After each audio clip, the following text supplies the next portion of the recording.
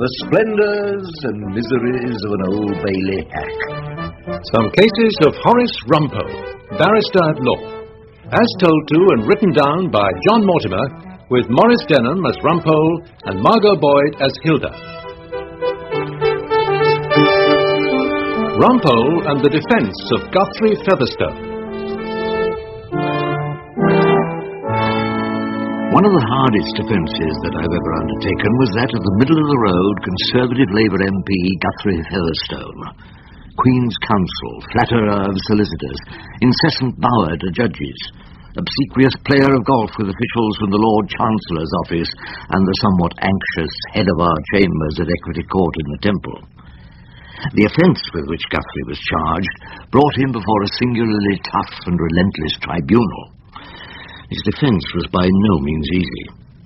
But if you're to understand his case, I should begin late one afternoon last spring, when Miss Phillida Trant, our one and only lady barrister and the Portia of our chambers, knocked on Featherstone's door with the perfectly innocent intention of borrowing a legal textbook. Featherstone's manner, as she described it later to her fiancé Claude Erskine-Brown, was distinctly peculiar. Oh! I didn't know you were in today. Can I borrow Phipson on evidence? Pretty dull reading, isn't it? For a gorgeous girl like you. Rumpole's objecting to us putting in a witness's statement tomorrow. You're not still in that dreary case down the Bailey, are you? Yes, thank God, with some quite decent refreshers. Pity. We might have had lunch tomorrow. Taking a trip up to the Trattoria Galactica in Fulham Road. You know, that's where all the BPs go. The what? The beautiful people. Like you, Miss Trant. Do you always have to wear those spectacles? Of course. Unless I want to see Phipson on evidence as an impressionist blur. You know, I used to love those old movies. You know, where the girl librarian took her glasses off and James Stewart saw her in an entirely new light. Well, thanks for the Phipson. Anytime, Miss Trant. Anytime at all. What is that super perfume you're wearing? Nothing really. I expect it's just old law books. Do you know Ma Tendresse? No. Who's she? Oh, I say, enormously witty. Ma Tendresse is an absolutely super new perfume. Definitely exotic. You should try it. I might ask Claude, but he's not much of a one for buying perfume. No, that's the problem with barristers who get keen on commercial law. They lose the talent for giving perfume. Well, thanks for the book. Oh, I say, Miss Trant, I think you should know. I think we should take on a new young member of Chambers. Apparently a brilliant cross-examiner. Oh, really? Yes, I thought you might know her. Her name's Elizabeth Chandler. A woman? Probably. If the name's Elizabeth Chandler. Oh, I don't think we want another woman in Chambers. You don't? Oh, how very interesting. No. Henry has to explain to solicitors about it being a woman he's sending down to the indecent assault. He often gets objections. But you, Miss Trant, you're doing so marvellously well. Well, I do flatter myself I've been accepted. But I don't think we need another woman. Look, why don't we have a long chat, Miss Trant, on exactly what we do need? And I'd like to discuss your life in the law. Old Keith was telling me the Lord Chancellor's office has definitely got his eye on you. On me? You must be joking. No, Miss Trant, I'm not joking at all. Shall we say next Tuesday at the Trattoria Galactica, among the beautiful people? It was about this time that I was defending an old and regular villain called Bertie Timpson on a charge of being involved in a conspiracy to rob the Tooting branch of the Steadfast Savings Bank. Or, in the alternative, carrying housebreaking implements by night. It seems you were caught with the following articles, Bertie. A number of face masks depicting such animals as Mickey Mouse, Pluto and Donald Duck, one brace and bit, one monkey wrench, 2 hacksaws, 3 sticks of dynamite with fuses, and 4 imitation firearms, to which revolvers. All that in me bleeding voiture, Mr. Rumpole. Never. Bertie was learning French at evening classes, the better to equip him for his coming holiday in Cannes. He would insist on trying out his linguistic skill on his legal advisers. Now, Mr. Timpson. Wait, Mr. Rumpole. The jury are never going to believe you didn't have this stuff in your car, not if 3 officers say they saw it there. I do assure you, Mr. Rumpole. Now, it may be that you have an innocent explanation for some of these articles. The carpenter's tools, for instance? Oh, an innocent explanation. I told you, Mr. Rumpole. I'll have to think about it. Yeah, you do that. Oh, and Bertie, dépêchez-vous. Come again, Mr. Rumpole? Well, you better be quick about it. The trial's in exactly 3 weeks. But before Bertie Timpson could come to trial, or indeed provide me with his much-needed explanation, those two barristers at law, Guthrie Featherstone and Miss Phillida Trant, met to lunch tete-a-tete in the Trattoria Galactica among the beautiful people. Here. This is for me? I bought it for you, yes. Oh, what an enormous bottle. Well, it's only toilet water, I'm afraid. I mean, who wants to spend £10 on a bottle of the perfume? Well, I mean, when you get so much more with the toilet water. Exactly. Well, I sort of slosh it around. Oh, good. I'd probably absolutely slayed them down at London Sessions. I bought it for you, especially. Ma tendresse. Yes. At Harrods. Oh, Claude won't mind you wearing it. Claude? Erskine Brown. No, why should he mind? We're not married, you know. But engaged. Anyway, it's going to happen for years. Now, about the girl you're thinking of taking into chambers. Marriage. It's a funny thing about marriage. Marigold and I, we have our different interests. She has her choral singing with Hilda Rumpole. They're doing the St. Matthew Passion. I thought you said the Messiah. Oh, Messiah? Passion? I see. And what passion are you doing, Featherstone? Oh, I say, you are sharp, aren't you? But, look here, Phyllis. Do call me Guthrie. Phillida. What? My name. It's Phillida. Oh. You see, I've been making inquiries about this Elizabeth Chandler person. I'm not at all sure that she's the type that would really muck in at chambers. And also, there are only a certain number of matrimonial disputes where solicitors want women. I mean, are there enough for two? Oh, matrimonial disputes. Well, there are quite enough of those, God knows.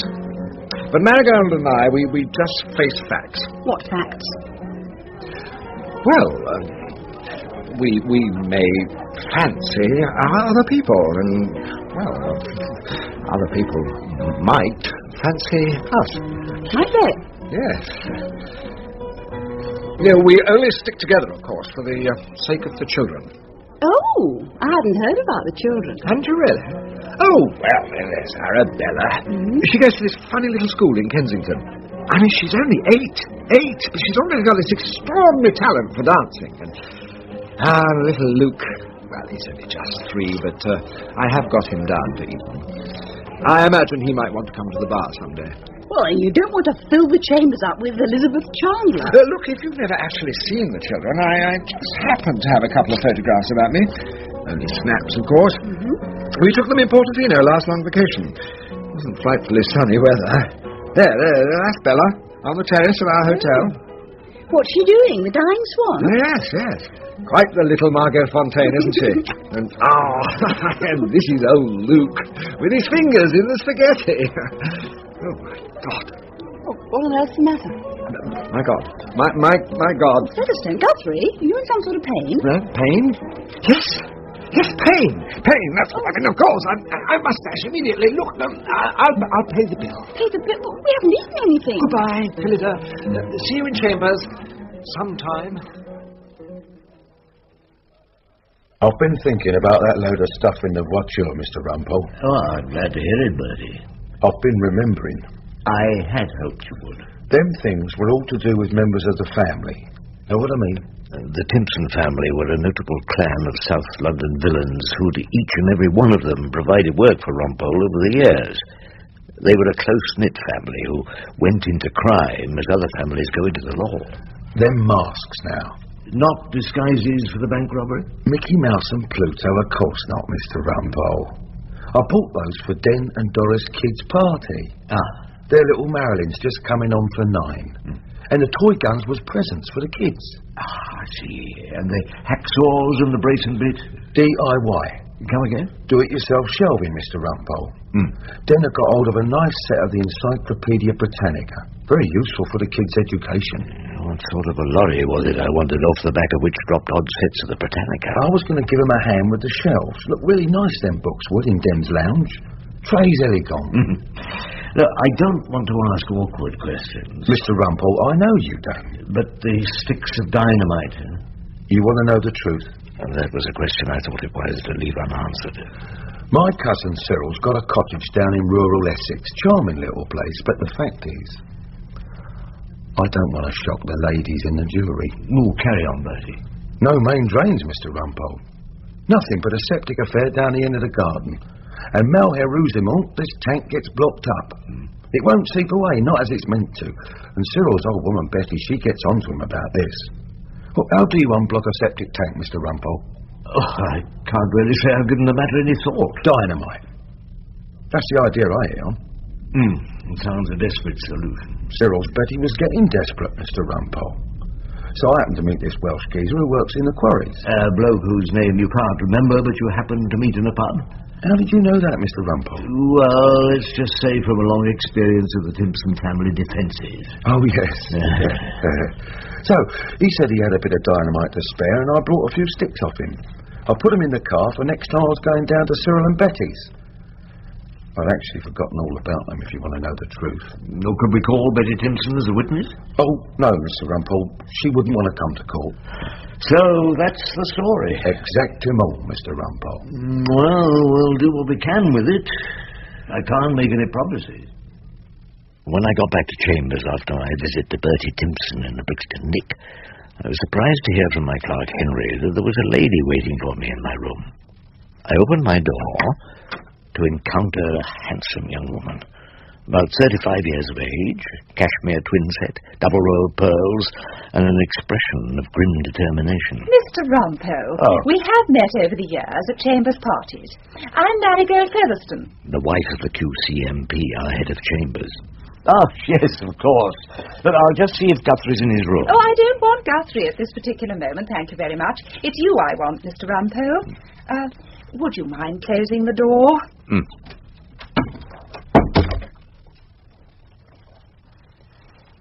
You want me, Mrs. Featherstone? Tell me, Mr. Rumpole, do you handle divorce? Well, only rarely, and then with particularly thick gloves.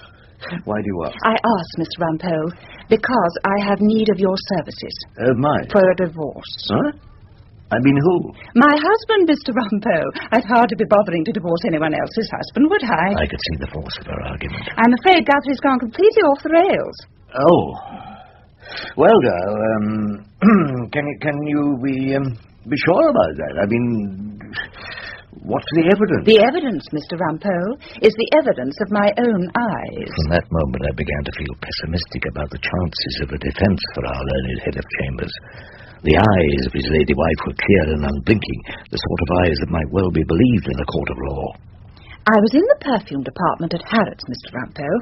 I was buying my usual little atomizer. Guthrie never brings me perfume home. And I happened to catch sight of him at the Martin-Bresse counter. He was buying perfume? Well, Mr. Rumpole, he wasn't buying potatoes. I began to see that there was a certain ruthless logic about this woman's mind. Did you confront him? I moved towards him, but Harrods was extremely crowded on that day, and he escaped, furtively. Did you ask him about it? No. Why? I didn't want to give him the chance to lie to me. A woman of steel, you'd have to agree, this Mrs. Marigold Featherstone. Well, I don't see that adds up to much of a case. I mean, he might have been buying scent for anyone. An old aunt, perhaps. Has he got an old auntie with a birthday? He was buying it, Mr. Rumpole, for the girl he took out to lunch at the Trattoria Galactica. Oh, yes? I did my best to sound casual. And which girl was that? Oh, some little tart. I don't know her name. My brother Tom was lunching his accountant at the Trattoria Galactica, and he distinctly saw Guthrie at the corner table, gazing into the eyes of this King's Road strumpet. And do you know what Tom saw plonked on her plate? Tagliatelle Verdi. A great big bottle of Martin-Bresse, the toilet water. Of course, as soon as he caught sight of Tom, Guthrie simply got up and legged it. He's a terrible coward, you know. Mrs. Featherstone, if I were to act for you in this dispute with your husband... Yes? Well, the head of chambers, it'd cause enormous embarrassment. If I'm divorcing Guthrie, Mr. Rumpole, embarrassment's just what I intend to cause. Well, leave it with me, Mrs. Featherstone. I'll think it over. There's one infallible rule in the law. If your back's up against the wall, play for time. I shall call on you next week, Mr. Rumpole. Then I shall expect your answer.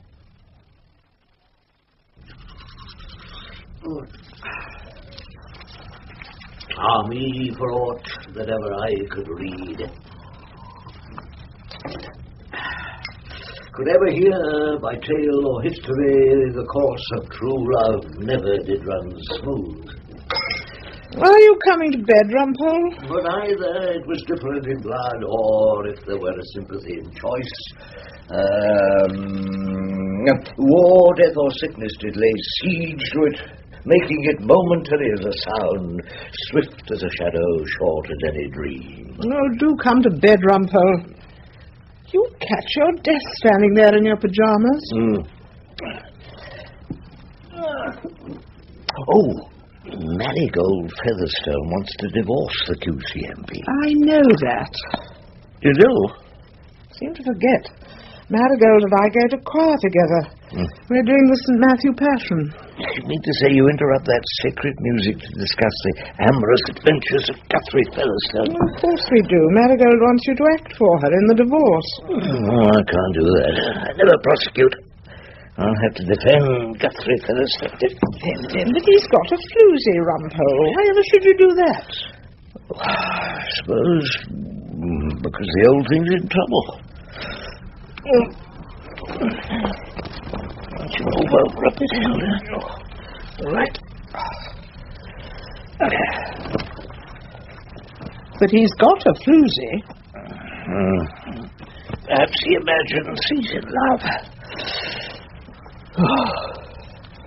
Love, it seems to be, is overestimated by the poet. If all the time I've devoted in my life to the passion of love were laid end to end, I doubt if it would fill up a single summer holiday. I doubt it would, Rumpole. Of course, I was somewhat smitten by the poor girl I was engaged to when I was up at Oxford. So you told me. The engagement had to be broken off. I reasoned of her sudden death. I'll talk to old Guthrie tomorrow. See if we can't dream up some kind of a defence. All right. Marigold can't have seen me in the perfume department. She has the evidence of her own eyes. I'm afraid she's prepared to believe them. All in the restaurant. Oh, there, the prosecution relies on her brother's testimony. Tom must have been mistaken. Look, unlikely. And even if he were... Yes? In view of the nature of the tribunal, I think he's likely to be believed. Rumpole, I rely on you. Yes, I know. Marigold simply won't discuss the matter with me. She refuses to speak. So you rely on me to defend you? Please, Rumpole? You know, nothing so unconvincing as a bare denial. That's what I told Bertie Timpson. Who the hell's Bertie Timpson? Oh, just one of my other villains. Rumpole. Come out with a bare denial, I told Bertie, and no one believes you. Now, if the truth of the matter is that you were in the perfume department... But there is some quite innocent explanation. Featherstone was taking to the life of crime like a duck to water. And you're sitting in the restaurant with whoever it was. Does Marigold know who it was? Well, not by name. She says she was a floozy, some little tart from the King's Road. Oh, Rumpole. It was Phillida. Huh?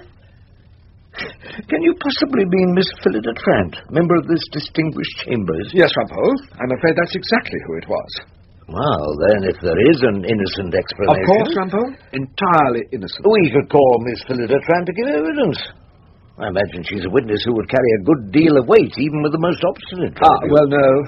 No, I don't think we could really ask Phillida. As with Bertie Timpson, I saw the red light at once.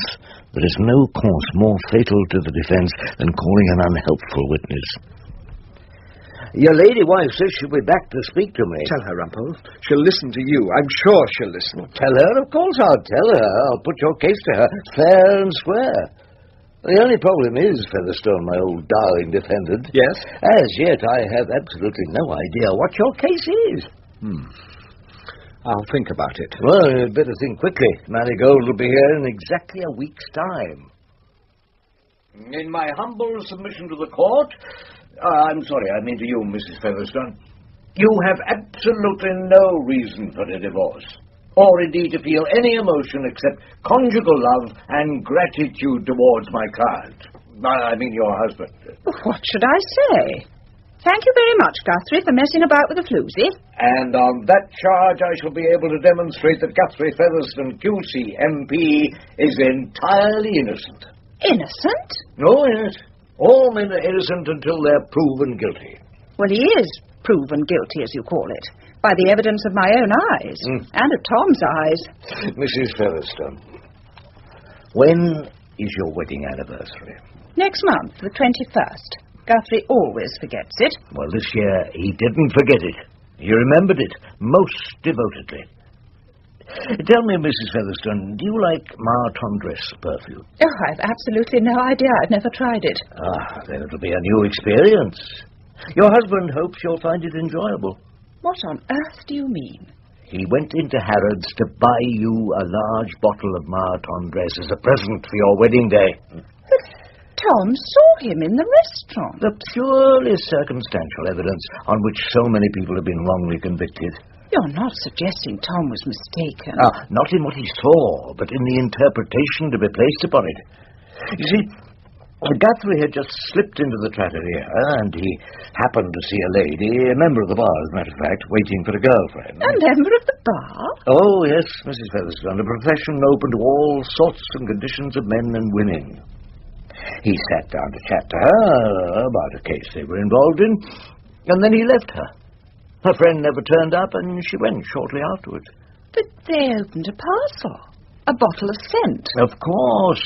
He wanted her opinion, as a woman rather than a lawyer, on his choice of a present for you. Oh, really? And why did he happen to slip into the Trattoria Galactica?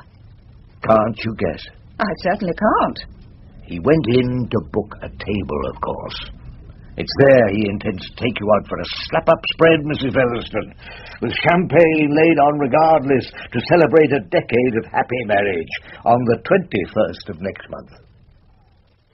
How did it go, Rumpole? I think I can say, Featherstone, that it was touch and go until my final speech. What did you say? I reminded the court that she enjoyed considerable status as your wife. Yeah? In the course of time, she would almost certainly become Lady Marigold when you're elevated to the High Court bench. I think that tipped the scales. And the result was? I would say a conditional discharge. Tell Guthrie I'll forget the divorce, she said, if he puts his back into being made a judge. Oh, splendid, Rumpole. Splendid. Yes, I'm playing golf at the weekend with Mr. Justice Vosper and old Keith from the Lord Chancellor's office. I think they have a good deal of influence in judicial appointments. No, I think they have. Well, I think you've got off extremely lightly, I must say. Well, yes. Yes, at the mere cost of a bottle of French pong, slap-up do at the Aitai restaurant, and a dozen of the best claret Pomeroy's wine bar can provide. A dozen of claret? Or should we say 2 dozen? Yeah, 24 is a good round number, and the advocate, as you know, my old darling, is worthy of his hire. Oh, by the way, Featherstone, if you're playing golf with Mr. Justice Vosper, do try not to win. I hear his lordship doesn't like to lose at golf.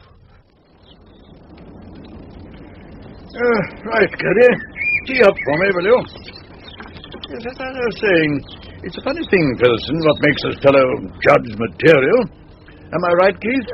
A funny thing, yes, Judge. That's what I'm always saying. You needn't be a great lawyer, or a great advocate, even.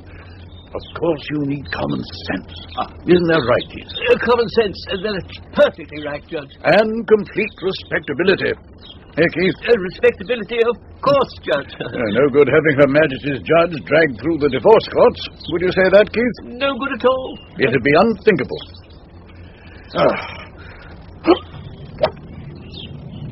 Good Lord. Did I slice that? Hardly at all, Judge. Also, A potential judge needs to come from a respectable set of chambers. Now, who's in your chambers, Featherstone? Not that fellow Rumpole. Well, actually... fellow with a peculiar old hat. But there are lots of fellows apart from Rumpole, Judge. You know Claude Erskine-Brown? Got a very good class of practice. Does a lot of civil. Oh, well, that's a bit better than Rumpole's life of crime. Civil, eh? All same. Respectability's the thing. Brilliant man. Who should be nameless? Came from a set of chambers where they were always getting divorced. Hopping in and out of bed with their lady pupils. Never got his bottom near the High Court bench. Now, come on, drive off, Featherstone. Also, you have to do your cases in a judicial manner. You can always tell if a fellow has the judicial attitude in court. Judicial? Aren't you going to drive, Featherstone? Or shall we wait here all day? No, Judge. Of course not. Oh, shoot the shot. My God, Featherstone. You're on the green. Last. In due course, the unfortunate Featherstone appeared before Mr. Justice Vosper to prosecute Bertie Timpson for his alleged part in the conspiracy to rob the Tooting Savings Bank. On the day he was due to make his final speech, we chatted outside the court. I shall have something to say about your ridiculous defence, Rumpole. Oh? I suppose that if you really want the High Court bench, you'll have to start doing your cases in a different sort of way. What sort of way do you mean exactly, Rumpole? Well, I mean, stop trying to win too hard. Huh? Didn't old Vosper tell you to adopt the judicial attitude? The judicial attitude? Of course. Yes. Yes, I shall certainly adopt it. Yes, Mr. Featherstone? My lord. Members of the jury, as prosecuting counsel, I adopt an attitude which is quite fair and, I hope, judicial. The prosecution has to prove its case, and if it doesn't do so, the defence is entitled to succeed. That's the way, Featherstone, my old darling. If you think Mr. Bertie Timpson might possibly have won the money in his bank account at the races, even if he has forgotten the name of the horse, and even the track concerned, then you must acquit him. If you think he may have been taking those various animal masks to a children's party, or if you think he needed those heavy tools to put up do-it-yourself shelving to accommodate his relatives' Encyclopedia Britannica, then the prosecution will not have proved its case. And the defendant Timpson is entitled to be acquitted. In all things, we must be judicial, totally fair, and keep a balanced view. We must judge all things fairly. When he was eventually acquitted, Bertie Timpson had a question for me. What was up with that prosecution brief, Mr. Rumpole? Was he ill or something? Not ill, just suffering the terrible consequences of love.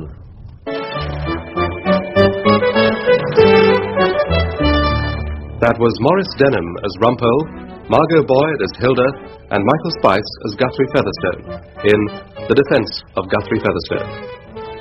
Mr. Justice Vosper was played by Robert Harris, Keith Lockwood West, Miss Trant Amanda Murray, Marigold Featherstone Angela Thorne, and Bertie Timpson Michael Elphick. Rumpole and The Defence of Guthrie Featherstone was written by John Mortimer and directed by Peter King.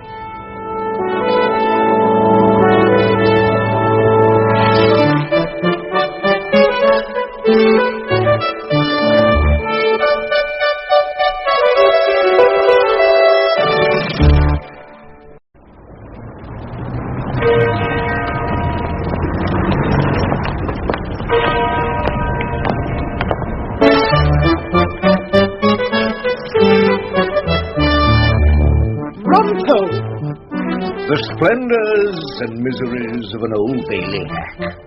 Some cases of Horace Rumpole, barrister at law, as told to and written down by John Mortimer, with Maurice Denham as Rumpole.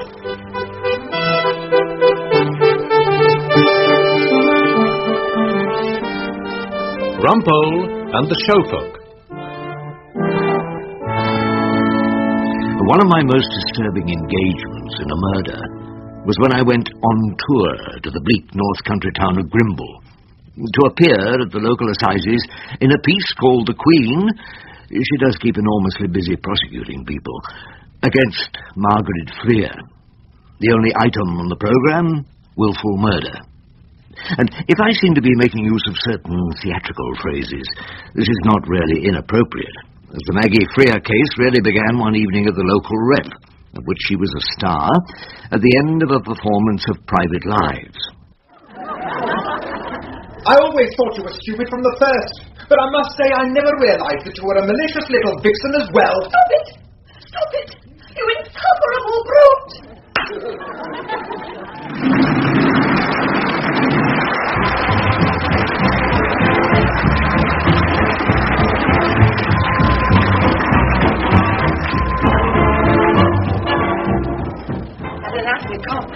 And speak a line at the same time. Shut up. You should stop drinking, G.P. Sober, you're a bad actor. Drunk, you're ridiculous. It's like playing a man as a monologue. Anyway, getting too old for Amanda. Oh, talk about, you're slurring that tingle on your cheeks. Mr. Freer isn't out yet, is he, Mr. Croft? No, miss. They're both still in their dressing room. What was that? What was it, Mr. Croft? I'd better go see. What have you done, Mrs. Freer? What have you done? I killed him. What could I do with him? Help me. I killed him, what could I do with him? Pause, help me. Or, I killed him, pause, what could I do with him? Help me. Which did she say, Mr. Handyside, my dear old instructing solicitor's clerk? I always remember you, Mr. Rumpole, since the Penge bungalow murder job. Now I'm working up here in Grimble, I promised myself I'd bring you up north, as soon as we had a nice murder. And this is quite a decent little homicide, sir, in its way. Worth the detour, as they say in the Michelin. Lady clients, one of the show folk, as they term them. Yeah, one of the show folk, yes, I'd say definitely worth the detour.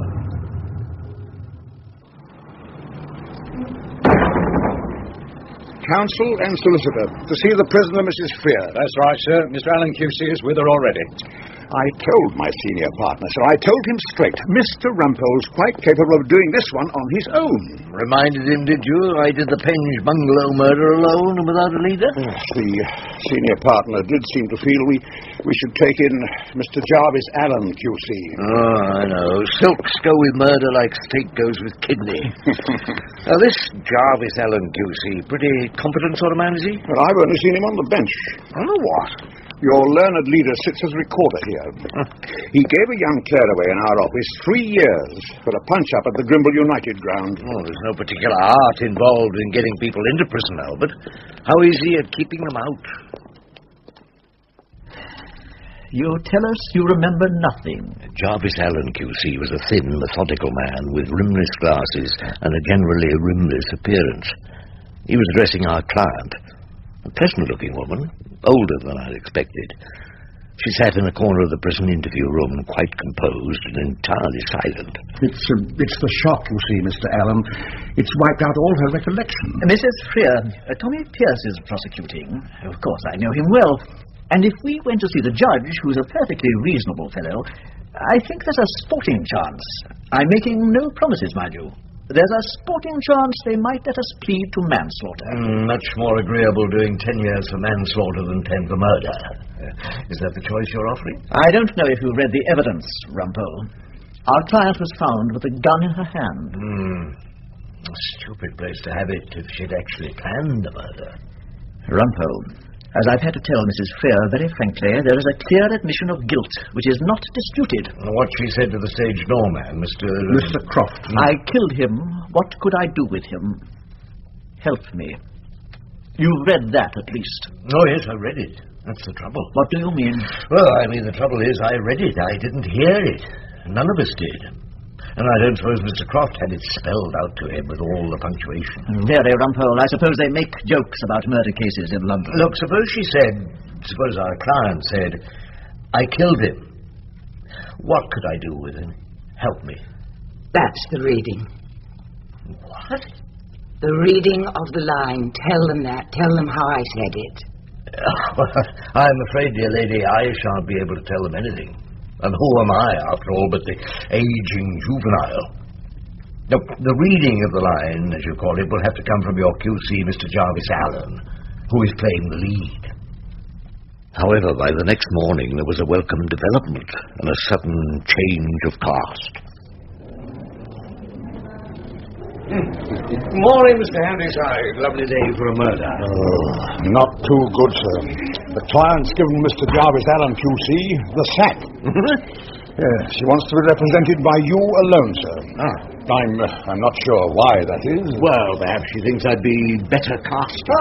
Mr. Allen's none too pleased about it. Not going on with this case on your own, are you, Rumpole? Well, I'm here to serve my client. I must say I take an extremely dim view of that. Really? An extremely dim view. On this circuit, we have a tradition of loyalty to our leaders. Oh, it's a local custom. Certainly it is. I can't imagine anyone on this circuit carrying on with a case after his leader had been sacked. It's not in the best traditions of the bar. Yeah, loyalty to one's leader, yes, of course, that is extremely important. But one must consider the other great legal maxim, mustn't we? What's that? The show must go on. Now, excuse me, nice chatting to you, but things to do, old darling. Quite a number of things to do. Like a trial for murder. Be upstanding in court. My senior partner would like us to ask the judge for an adjournment, Mr. Rumpole, so we can approach another QC. Don't cheer up, old darling. There's only one thing you need say to your senior partner. What's that? The Penge Bungalow murders. Put up Margaret Freer. Yes, Mr. Pierce. Tommy Pierce, QC, for the prosecution, had a large stomach decorated with a gold watch chain and heavy seals, and a voice like a huge slice of Yorkshire pudding. May it please you, my lord, members of the jury, I appear in this case to prosecute with my learned friend, Mr. Roach. The prisoner, Margaret Freer, is represented by my learned friend, Mr. Horace Rumpole. Members of the jury, I don't know if any of you ladies and gentlemen will have actually attended performances at the Theatre Royal, but we'll all have passed it, going up the Makins Road in a trolleybus on the way to the Grimble football ground.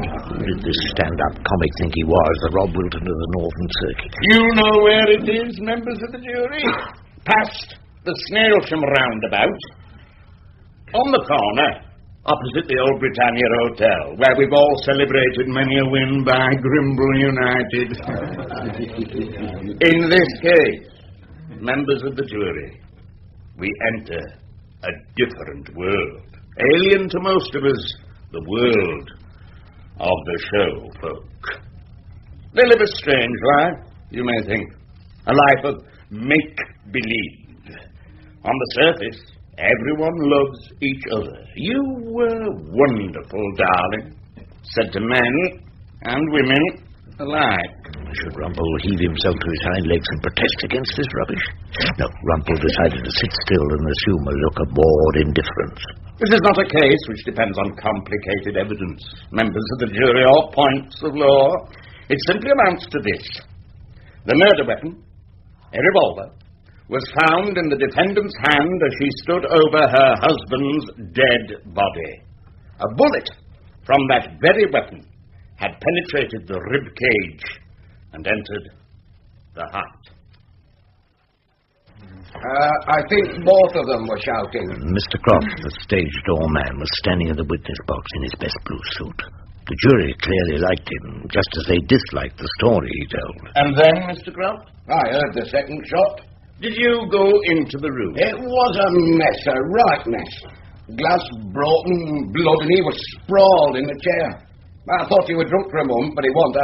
And she had this pistol, in her hand, and she said... Can you remember what she said? Not too fast. Mr. Justice Skilton was a kind and, on the whole, gentle figure.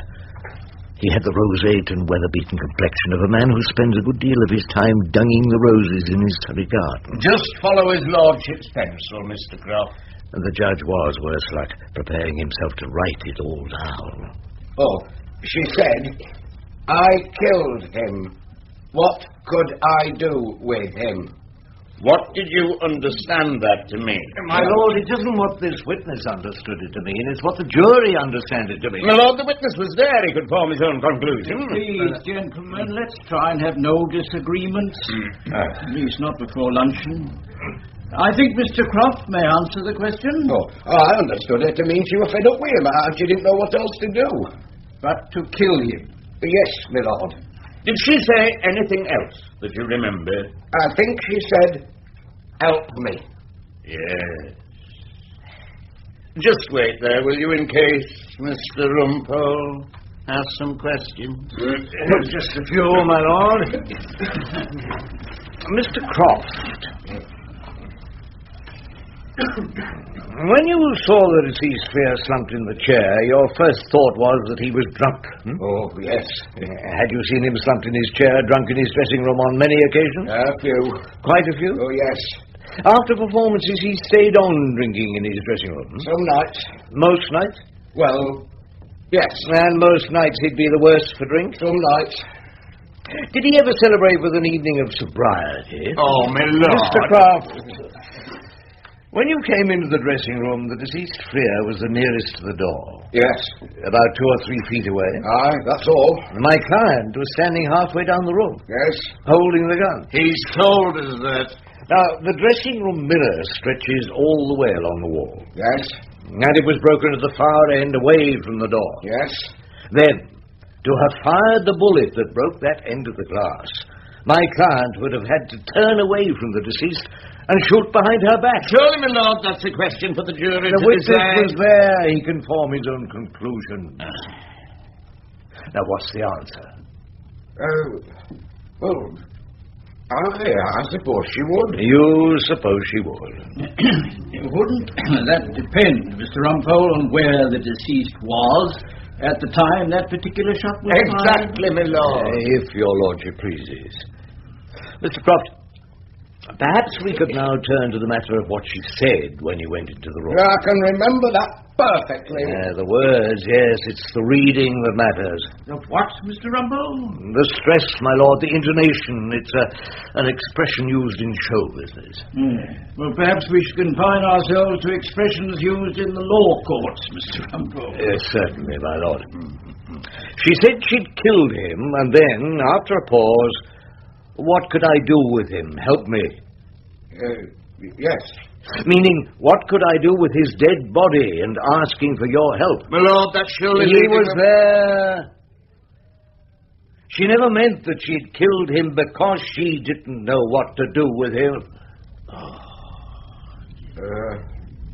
Well, what's the answer, Mr. Croft? Did she... I can't be sure how she said it, my lord. Well, perhaps we'll break off there. 2:10, members of the jury. Be upstanding in court.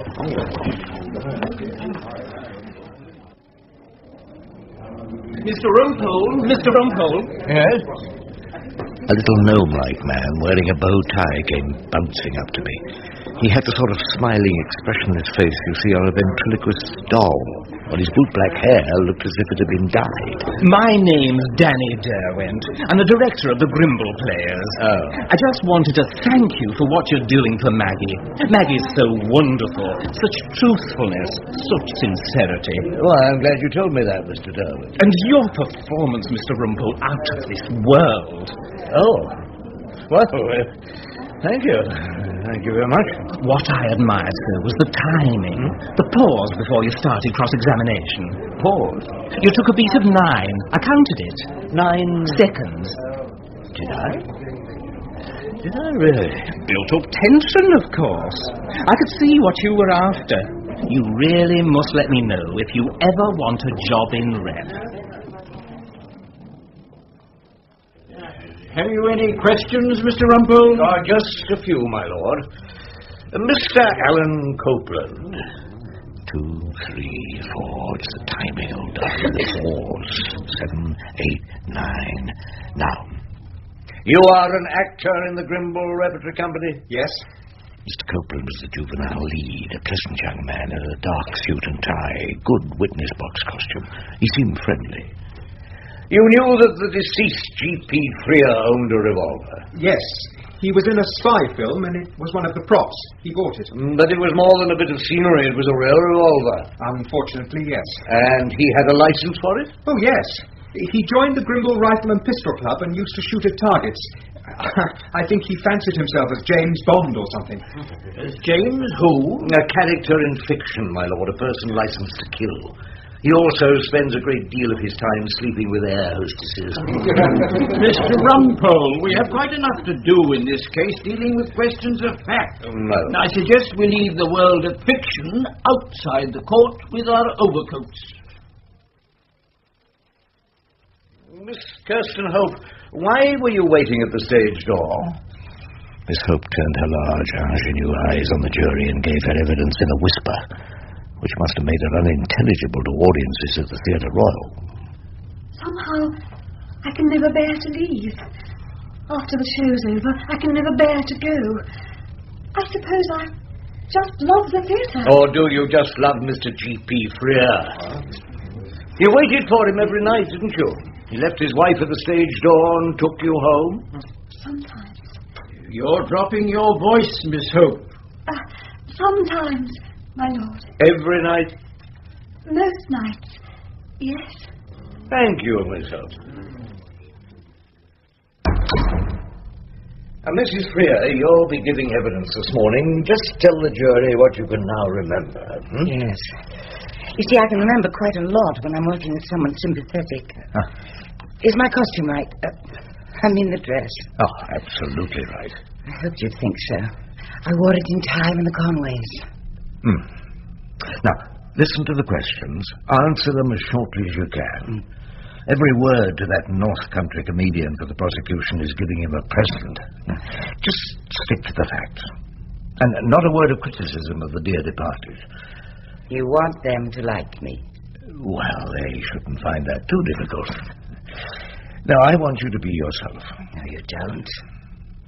You want me to be an ordinary North Country housewife, spending just another ordinary day on trial for murder. Oh, naturally, you're nervous. Well, time to go.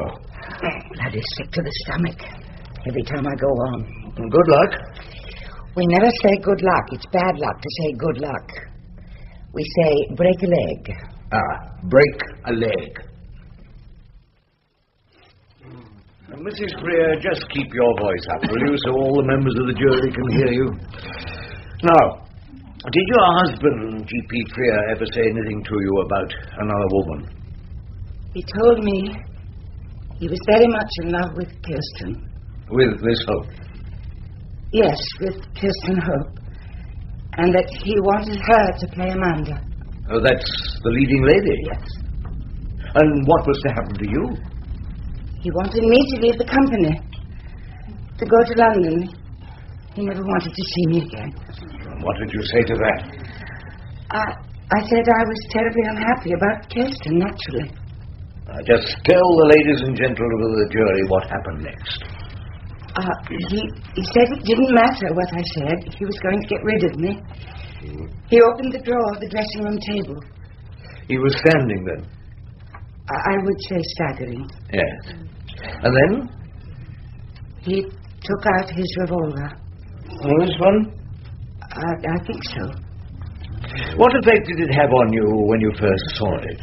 I was terrified. Did you know it was there? No, I had no idea. And then? Then he seemed to be getting ready to fire the gun. You mean you heard the safety catch? Milord, yes. Please don't lead, Mr. Rumpole. I think that's what happened. Naturally, I was terrified. He was waving the gun. He didn't seem to be able to hold it straight. Then there was a terrible explosion. I remember glass and dust everywhere. Who fired that first shot, Mrs. Freer? My husband. I think... Yes? I think he was trying to kill me. After that first shot, I saw him getting ready to fire again. Did he raise... Please don't lead, Mr. Rumpole. Oh, do sit still, Tommy. Your act comes later. He was raising the gun. Yes, go on. I was trying to stop him. I got hold of his hand to push the gun away. I pushed it back. I think I must have forced back his finger on the trigger. There was another terrible noise. I never meant... When Mr. Croft came in, you said you'd killed your husband. Yes. Yes. I had. By accident. What else did you say? Well, I think I said, what could I do with him? I meant, how could I help him, of course. And you asked Mr. Croft to help you? Yes. It was time for the curtain line. Mrs. Freer, did you ever at any time have any intention of killing your husband? Never. Don't distress yourself. Usher, a glass of water, please. Thank you, my lord. Bloody play acting. In an hour or two, members of the jury, this case will be over. We'll go home and forget all about this little theatre and the angry drunken actor and his wretched infidelities. This case has only been a few days out of your lives. But for the lady I have the honour to represent, all her life hangs in the balance. Is that life to be broken? And is she to go down in darkness and disgrace? Or can she go back into the glowing light of her world to bring us all joy and entertainment and laughter once again? Ask yourselves that question, members of the jury. And when you ask it, you know there can only be one answer. There's nothing I hate more than waiting for a jury to come back. You smoke too much and drink too many cups of coffee. Your hands sweat and you can't do or think of anything else. All you can do is to pay a courtesy visit to the cells to prepare for the worst. This is the bad part, isn't it? Like waiting for the notices to come out. Now, if they find you guilty of manslaughter... Only that? Oh, that at the worst. I think I've got the facts for mitigation, but I'd just like to get the history clear. Now, you and G.P. Freer started this theatrical company together. It was my money, every bloody penny of it. I looked at her in some surprise. There was a hard, tough note in her voice, and her face was set in a look which was something like hatred. I don't think we need to go into the financial side. Do you know what that idiotic manager we had then did? He gave GP a contract worth 50% of the profits for an investment on nothing and a talent which stopped short of being able to pour a drink out and say a line at the same time. Anyway, I never paid his percentage. We won't need to say that, will we? No. 50% of 10 years' work. He reckoned he was owed around £50,000. He was going to sue us and bankrupt the company. Look, I don't think you need to tell me any more. I screwed the top back on my fountain pen. Perhaps you'd told me too much already. So, don't feel too badly, will you? If we're not a hit. I stood up and pulled out my watch. I felt an urgent need to get out of the cell. They should be back soon now. It's all a game to you, isn't it? All a wonderful game of let's pretend. The costume, the bows, the little jokes. You're a marvellous performer, Mr. Rumpole. And don't let anyone tell you different. Look, it's not a question of performance. Isn't it? Of course it isn't. The jury are now weighing the facts, doing their best to discover where the truth lies. Or at least deciding if the prosecution have proved their case. Oh, I'm tired. Worn out. With so much acting. I tell you, in the theatre, we haven't got time for all that. We've got our living to do. I think they want you upstairs now. Ready, love? Yes, thank you, Elsie. I'm quite ready now. You did it, Mr. Rumpole. My senior partner will be over the moon about this one. Alone and without a leader. It's the Penge Bungalow murders job all over again. Is it, Mr. Handyside? In that case, I wasn't defending an actress. Triumph, my dear. A total triumph. Congratulations. You told me she was truthful. I meant her acting. That's quite truthful. Not to be faulted. That's all I meant. Well, congratulations, Rumpole. That was a bloody good win. Oh, was it, Pierce? I hope so. Come into the circuit dinner tonight. Tonight? You'll enjoy it. We've got some pretty decent claret in the mess. If my judgment hadn't been weakened by exhaustion, I would never have agreed to the circuit dinner, which took place in a private room at the Majestic Hotel. All the gang were there: Skelton J, Tommy Pierce, his junior Roach, and my one-time leader Jarvis Allen, QC. The food was indifferent, the claret bad. And when the port was passed, the leader of the circuit, an elderly silk who was called Mr. Senior, addressed young Roach. Mr. Junior, in the matter of Rumpole. Mr. Senior, I shall read the indictment. I realized then that I'd been tricked. I was mad to give myself up to the tender mercies of this savage northerly circuit. Rumpole was on trial. Count one.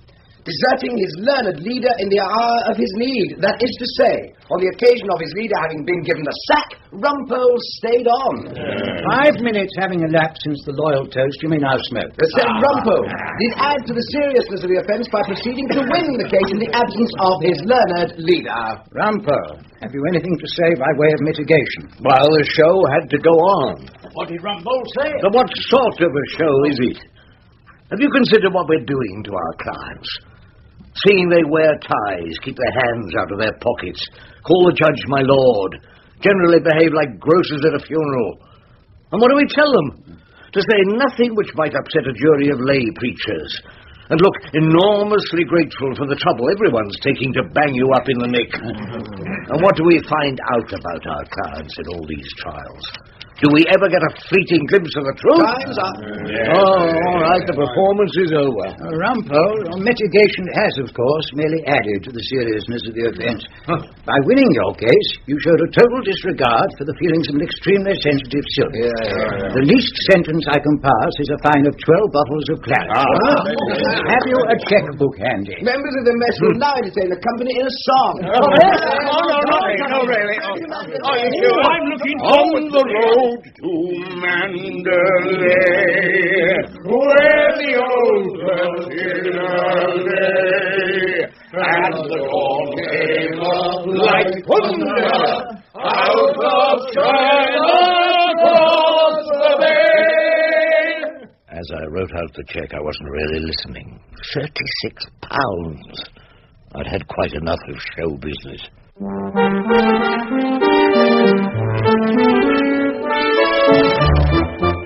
That was Maurice Denham as Rumpole in The Showfolk. Mr. Justice Skelton was played by Derek Farr, Tommy Pierce, Peter Woodthorpe, Jarvis Allen, Jonathan Scott, Mr. Handyside, Hector Ross, Mr. Senior, John Church, Kirsten Hope, Diana Bishop, Danny Derwent, Alec Bragonzi, Alan Copeland, Robin Brown, Mr. Croft, Steve Hodson, and Maggie Freer, Margaret Robertson. Rumpole and the Showfolk was written by John Mortimer and directed by Ian Cottrell.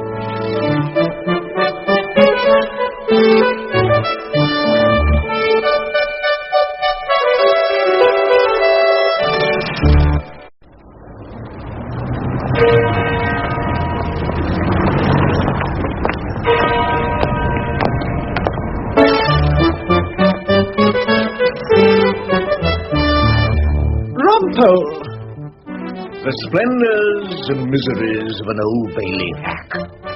Some cases of Horace Rumpole, barrister at law, as told to and written down by John Mortimer, with Maurice Denham as Rumpole and Margot Boyd as Hilda.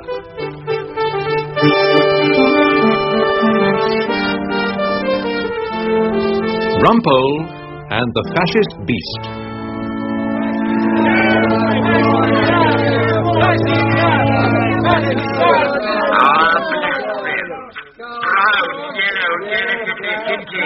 We want them to be thoroughly at home. In their own homes, ladies and gentlemen, not in ours. We want the African Piccadilly to be happy under the skies of Africa. We want the Indian to have equal opportunity in Delhi and Calcutta. And we want the native Englishman, my friends, to be able to walk the streets of Acton and Brixton and Lewisham without fear of assault by armed bands of black brigands. My friends, I am of the last What is the answer to the terrible problems that face this old country of ours? I say this to you, my friend. The answer is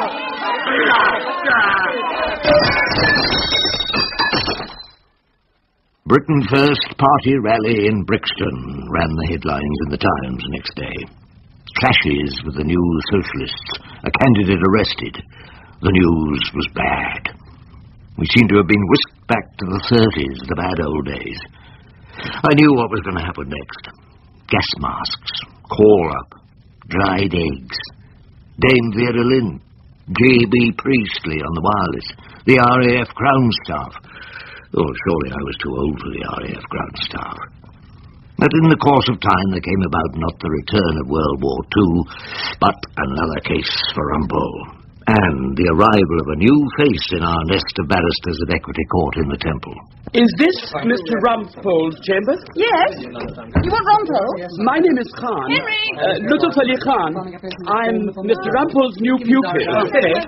We must grab a sandwich in Pomeroy's tonight. The opera begins at 7:30. Oh, righto. Yes, I'll keep Mr. Featherstone free from his college. Mr. Khan, Mr. Rumpole's in an urgent conference just now. But Mr. Horace Rumpole told me to be here at 9:30 on the dot, no matter what happened. 700, could I? Yeah, I'll make you then. Thank you, Mr. Rogers. Oh, how thrilling. This is thrilling to have a chance of pupilage in the chambers of Horace Rumpole, the legend of the criminal bar of England. I expect to pick up hundreds of red-hot tips from the whole lot of you. Well, we'll do our best to help. Thank you. You are on the secretarial side? Miss Phillida Trant is a very rising young barrister. Oh, gosh. Mr. Rumpole? Is Mr. Khan to see you? Yes, I'll bring him along. The great fraternity of the bar. Truly, it embraces all sorts of conditions of men. And women, also. Just come this way, will you, Mr. Khan? Yes. Lutf Khan's arrival produced varied reactions among the members of our chambers. Well, I don't see very clearly. It gets so dark in the mornings, but was that fellow some sort of babu? Indian, I'd say, Uncle Tom. I suppose you'll pick our brains here and then go out and become Prime Minister of somewhere. Do very nicely out of it. What on earth does Rumpole think he's up to? What do you mean, Claude? Well, taking a pupil without going through the pupillage committee. You mean taking that pupil, don't you? Silly, for all I know, whatever his name is, Khan may be a perfectly sound fellow. But... Philly, what I mean is... I know perfectly well what you mean. Don't forget Ballo in Mascara. Stop the masked ball! Being in the middle of a difficult conference, I was delighted to see my new pupil. Khan, my dear fellow, you come warmly recommended from the inn, an apt pupil. Ready to start work, are you? As soon as you say so, Mr. Horace Rumpole. I am mustard keen, I must say. That's the ticket. Now, this is the clown, Captain Rex Parkin.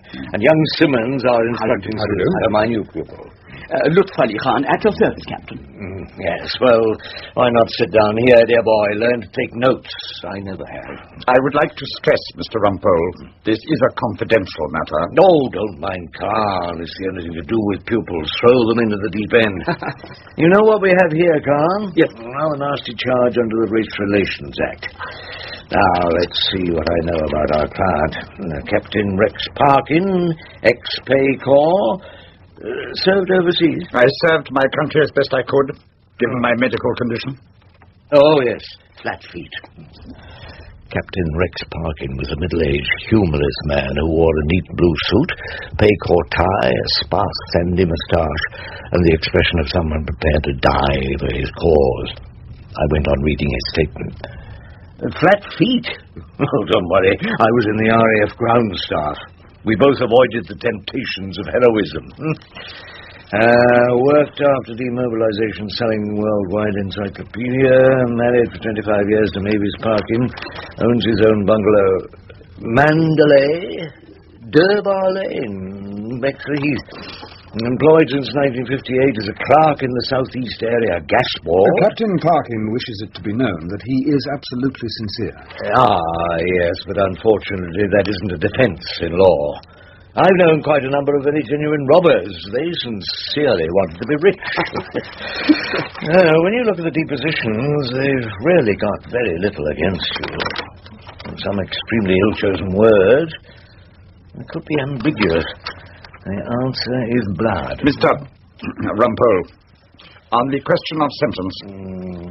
Sorry? You want to know what you might be in for? The maximum, if you please, sir. 2 years imprisonment, or a fine, or both. Section 6 of the 1978 Act. And still they gazed, and still the wonder grew that one small head could carry all he knew. You see what a huge advantage a pupil is, Captain? Well, now you know the worst. I want you to ask for it. What? I intend in the trial, sir, to behave as Gandhi did before the district magistrate in Ahmedabad. I intend to argue for the maximum sentence. Excuse me, Captain, but wasn't the Mahatma a foreign extraction? One can learn, at times, sir, from the enemy. Mr. Gandhi asked for life imprisonment. It was the best way he could serve his cause, as a martyr. Well, I suppose I have a cause, too, of a sort. I defend people. I don't think I could ask a judge to send the client of mine to prison. It's against my religion. But then, sir, I'm wasting your time. I'll conduct my own case. I presume I'm entitled to do that. Oh, it's a free world, for the moment. Captain Parkin... He's a fool, Mr. Rumpole, if he won't take your advice. Which is a fair entirely. Our prison system's open to all, old darling, regardless of creed or colour. We've called in on you in your own home, Rex. As representing the committee of the Britain First Party, the South Eastern Division. We want you to fight this case tooth and nail, Rex.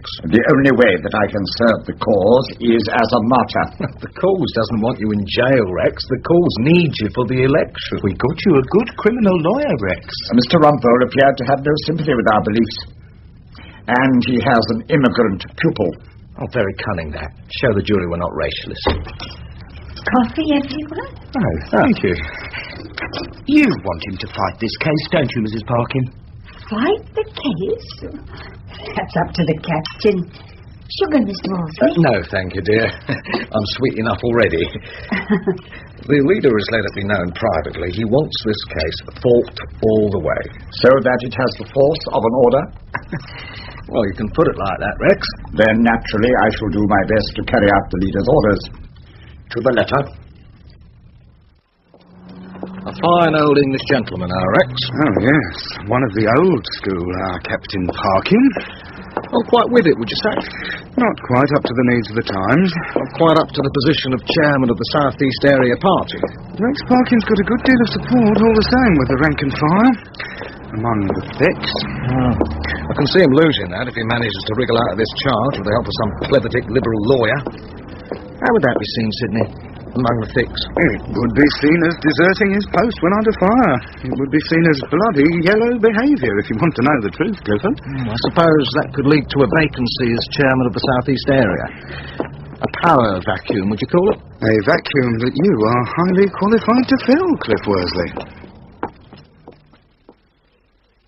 The evening came when I took Mr. Khan home to meet my wife Hilda and her roast.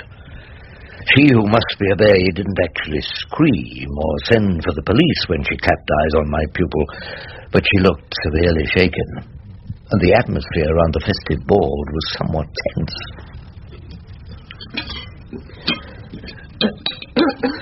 Oh, I forgot, Mr. Khan. Can you eat beef? Oh, of course he can, Hilda. What do you think? He'd be afraid it was a reincarnation of his grandmother. Rumpole. Don't worry, dear boy. We got it at the supermarket. Roast beef of old England. Perfectly fine. Suits me down to the ground. Good. Some wine? No, thank you. Huh? Oh, come along. If you're starting a career at the bar, we've got to introduce you to the delights of Chateau Fleet Street. Well, if you insist, Mr. Rumpole. Just a sniff time. Oh. It's very hot in here, Hilda. You've turned the place into a hothouse at Kew. Don't you find England very cold, Mr. Khan? No, I assure you. It is much colder in the Punjab in winter. Oh. Wasn't your Auntie Fran in the Punjab, Hilda? Oh, that was in the old days. The British Raj, you know. All gone now, Khan. Much to the regret of our client, Captain Parkin. Lo, all the pomp of yesterday is one with Nineveh and Tyre. Kipling. Of course. My uncle was district railway officer. Yes. Percy Whiston, I wonder if you ever met him. Rather before my time, I'm afraid, Mrs. Rumpole. All the same, we had some sensible fellows in the government then. Not these silly asses we get today. Oh, do you really think so? But they are your own silly asses, isn't that the point? Oh, yes, but they make us blush sometimes. Well, here's your future at the bar. How can I go wrong with such a distinguished teacher as Mr. Horace Rumpole? A distinguished teacher? Oh, gosh, yes, Mrs. Rumpole. Your husband's bound to end up seated on the bench, at least at circuit judge level. Rumpole, do you hear that? Never in a million years. I have been thinking, if you would take a bit of prosecution work, Mr. Rumpole. That seems to be the path to the bench nowadays. Mr. Khan, that's exactly what I'm always telling him. No. I don't fancy the idea of people locked up with their chamber pots. Not for years on end, anyway. I wouldn't like to cross-examine them into it, and I don't want to sentence them to it, either. You know, Mrs. Rumpole, I don't entirely agree with my learned pupil master. Oh, really? There are 2 dreadful Pakistani students in my digs, and I can swear they stole my transistor radio. Oh. I'd send them inside double quick. Oh, Mr. Khan. Oh, dear. What? I've forgotten the horseradish sauce.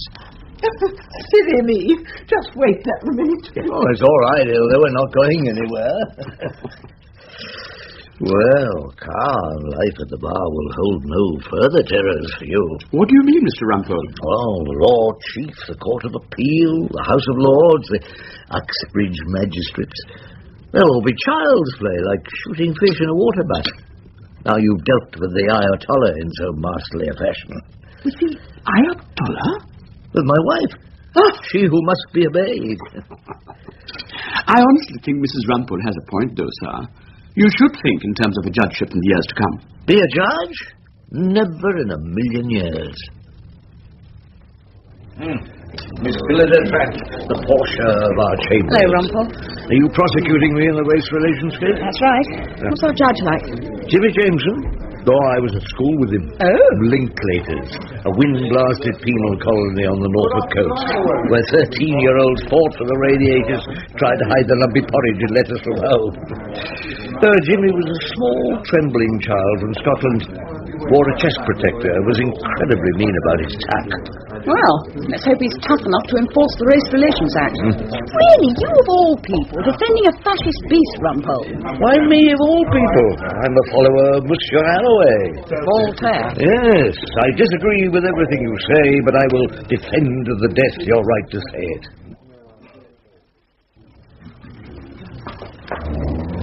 Now, this broken window of the grocer's shop, Inspector. Yes?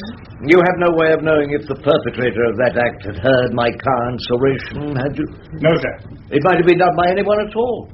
Yes, it might. A destructive schoolboy. Let us hope he was not at Linklaters, Mr. Rumpole. If your lordship pleases. Well? Perhaps. Now, you say my client said something about blood. Yes. The answer is blood. I couldn't hear all that clearly. Exactly. The rival factions were yelling their heads off. So he might have said, the answer is in the blood. Oh, really, if my learned friend thinks there is any difference... Let me instruct my learned friend. If he said the answer is the blood, it might well be an incitement to violence. I'm glad my learned friend at least appreciates the point of the prosecution. But if he said the answer is in the blood, he was merely referring to some supposed difference in racial characteristics. And the remark was quite innocuous. There is a clear distinction, is there not, Miss Trent? Your Lordship. Ladies and gentlemen of the jury, let me introduce you to a dreamer. Now, he doesn't dream of money or women. He dreams of the ancient days of the British Raj, Captain Rex Parkin. It's true he's an ex-captain of the Pay Corps. True that he's never been further east, as far as I know, than a day trip to Boulogne. The closest he's got to India is the weekly night out he has with his Mensah, Mrs. Mavis Parkin, in the Star of Asia Curry House in Bexley Heath. But Captain Rex Parkin, dreaming away amongst his old bound copies of the Boy's Own Paper, fancies himself as an officer of the British Raj.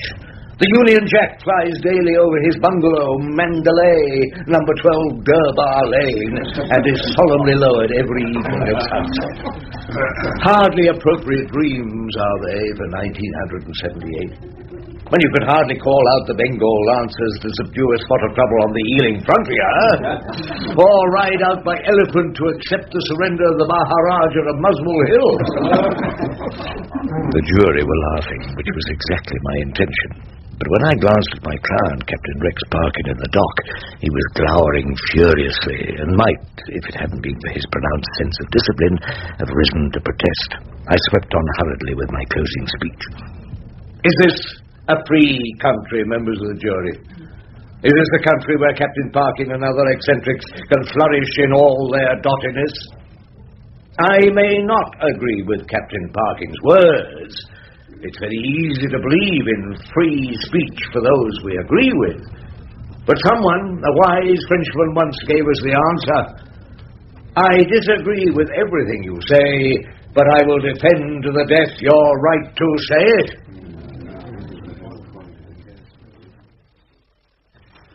What the defendant is alleged to have said, members of the jury, is that most of us are happier in our own homes. You may have heard the old saying, "My heart's in the Highlands, my home isn't here." I myself am a native of another country, members of the jury. I was born in Kirkcudbrightshire. Often I have said in the bustle of London's traffic, I long for the peace of the little village I came from, and where I hope in my retirement to return. I don't suppose I'd be in the least upset if anyone said that about me. Nor would I take offence if he said I have different blood in my veins. The blood of the Cran Jameson of the Glen. I don't think I can help you any further, ladies and gentlemen. You will go out and consider your verdict.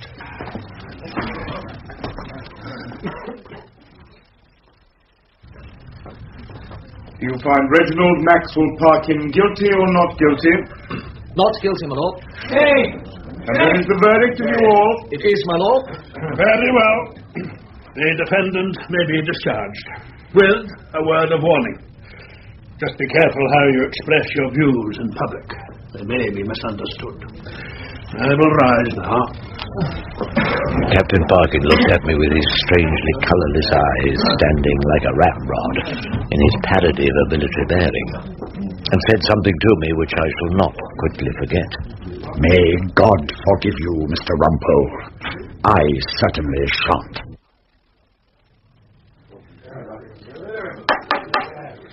Silence, please, gentlemen, for Clifford Worsley. In a pitiful attempt to save his own skin, Rex Parkin showed the yellow streak, gentlemen.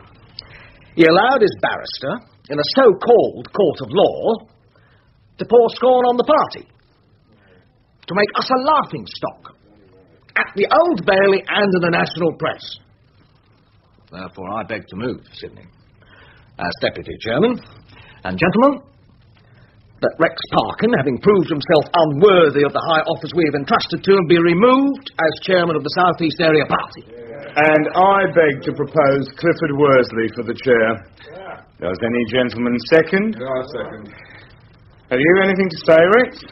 No, nothing to say. Will all those in favour please indicate in the usual manner? Carried. By an overwhelming majority.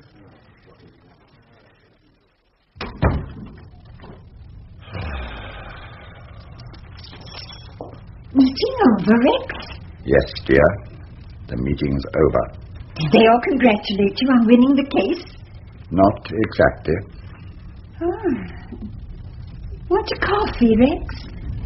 Not now, dear. I'm just going upstairs.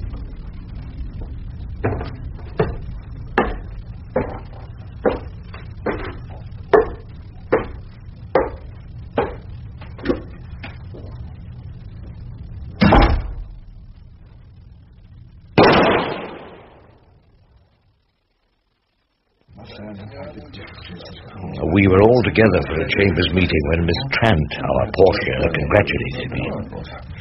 That was a remarkable win you had, Rumpole, in our race relations case. Well, not a complete triumph. There's a motion before Parliament to censure the judge, and my client shot himself. What? May I have your attention? Oh, sorry, Governor. The departure of George Frobisher to the Circuit Court bench has left something of a gap in chambers. Yeah. Clearly, we need a new tenant. Clearly. What do we need? A new tenant, Uncle Tom. Erskine Brown will remind us of the candidates. There seem to be two main contenders. Yes. Well, we have had an application from Owen Glendower Jones. He wants to move up to London. He has a very sound practice in Wales. Apparently, he'll bring us a large number of Welsh solicitors. That's what I'm afraid of. Oh, really, Rumpole? Oh, I'm sorry, I forgot about the Race Relations Act. And the other candidate is Rumpole's pupil, Ludov Khan. Yes. Well, this Khan chappie does represent something of a special case. Oh, yes. I was a special case, wasn't I? Please. No one wanted a woman. Had this extraordinary difficulty getting hold of the key of the loo. And Henry had to go through the embarrassment of explaining that the barrister he was sending out to the Hendon County Court might turn out to be a woman. Now he'll have to explain that he's what do you want me to say? Tinted gentleman. Doesn't matter how good we are, we start out with a built-in handicap, and that's what you mean by a special case, isn't it? As a matter of fact, what I meant was, we are under a good deal of pressure from the Bar Council. I also happen to know the views of the Lord Chancellor's office. Keith's tremendously keen on places being found in chambers for overseas applicants. Well, I wouldn't, speaking for myself, be influenced by the wishes of the Bar Council, or even the Lord Chancellor's office. I'm sure you wouldn't. I had given a certain amount of paperwork to Khan, and I did happen to be in Bow Street waiting when I heard him do a prosecution. In my opinion, Ludov Khan would make a useful and hard-working member of chambers. Oh, thank you, Claude. Thank you, Erskine Brown. Yes, thanks for your contribution. Well, now, suppose we take a vote. All those in favour of the candidacy of Owen Glendower Jones? Is that the darkie? No, Uncle Tom. Oh, my dear fellow, my dear Khan, I think I have some good news for you at last. We've just had a discussion of your candidacy for a seat in chambers, and I'm delighted to tell you you're in. No! It's difficult to believe, eh? The truth is, I don't want to offend Mr. Featherstone, and I have enjoyed it here. But no. No, I don't want to stay in these chambers. You don't what? I am more interested in prosecuting, Mr. Rumpole. As you know, I'm most keen to see that some of these terrible fellows get their comeuppance. Yes, but, Khan, you can get prosecution briefs here. I don't do them. Careless driving, Mr. Rumpole. Take and drive away. Small potatoes. I'm after the bigger fish. Oh, yes, and where exactly are you going to put down your nets? I'm offered a place in the Treasury Council's chambers. We have a direct line there to the Director of Public Prosecutions. With great respect, it doesn't seem to me that you fellows have too much contact with the powers that be. Huh? I'm sorry, Mr. Rumpole. I have admired your way of doing cases. It's your technique to laugh at them, isn't it? I suppose that's what Captain Rex Parkin found a bit too much to bear. I wouldn't have thought you'd feel that Captain Parkin was a great loss to society. It is what is coming after him. That's what makes me feel so nervous. Well, it's your decision, Khan. You must do exactly what you think best, but you've got it quite wrong if you think this Chambers has no connection with the powers that be. Now, I have a letter here, an invitation to the Lord Chancellor's office for a little chat with old Keith. Must mean they're going to offer me a circuit judgeship. But you'd never accept that. Of course I wouldn't. Poor old George Frobisher. I really pitied him. It's a lousy job being a judge. No friends, no real mates, no companionable jars at the end of the day in Pomeroy's wine bar. Anyway, who wants to judge people? What can you say? You will go to prison for 2 years, and but for the grace of God, Horace Rumpole goes with you. All the same, I suppose I might have a bit of fun on the circuit bench. Casting doubt on the police evidence, keeping poor blighters out of prison. And there's the pension, of course. The pension might come in very useful. Yes, it might be a bit of fun to accept the circuit judgeship. I've been thinking it over most carefully, Keith. No, I got it right. Oh, thank you. Right. Thank you. And I'm not totally opposed to the suggestion. Oh, good. That's very good. Judge Jameson said you might be interested. He said that? Yes. Oh, pity about Jimmy. Pity he put his foot in it. Well, one does have to be rather careful what one says on the bench. I'm so glad you agree. No, I've thought a lot about it, but the fact is I get rather tired these days.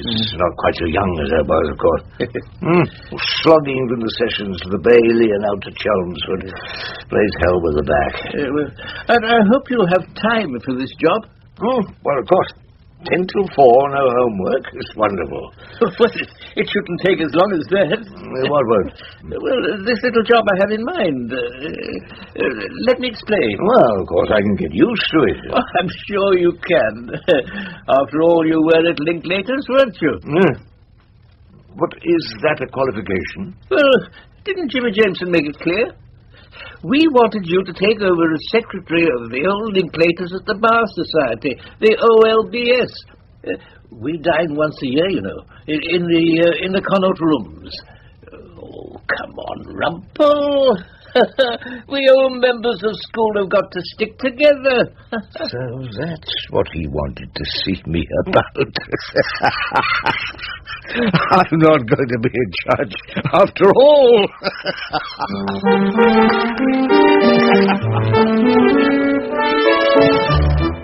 That was Maurice Denham as Rumpole and Margot Boyd as Hilda in The Fascist Beast.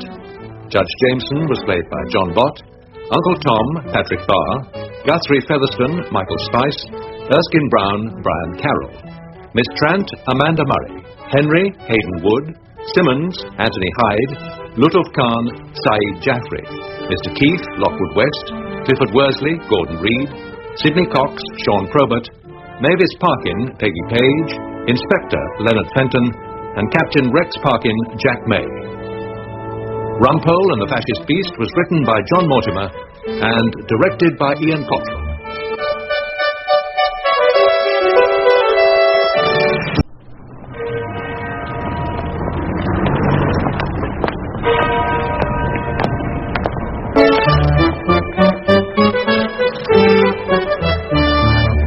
Rumpole! The splendours and miseries of an Old Bailey hack. Some cases of Horace Rumpole, barrister at law, as told to and written down by John Mortimer, with Maurice Denham as Rumpole.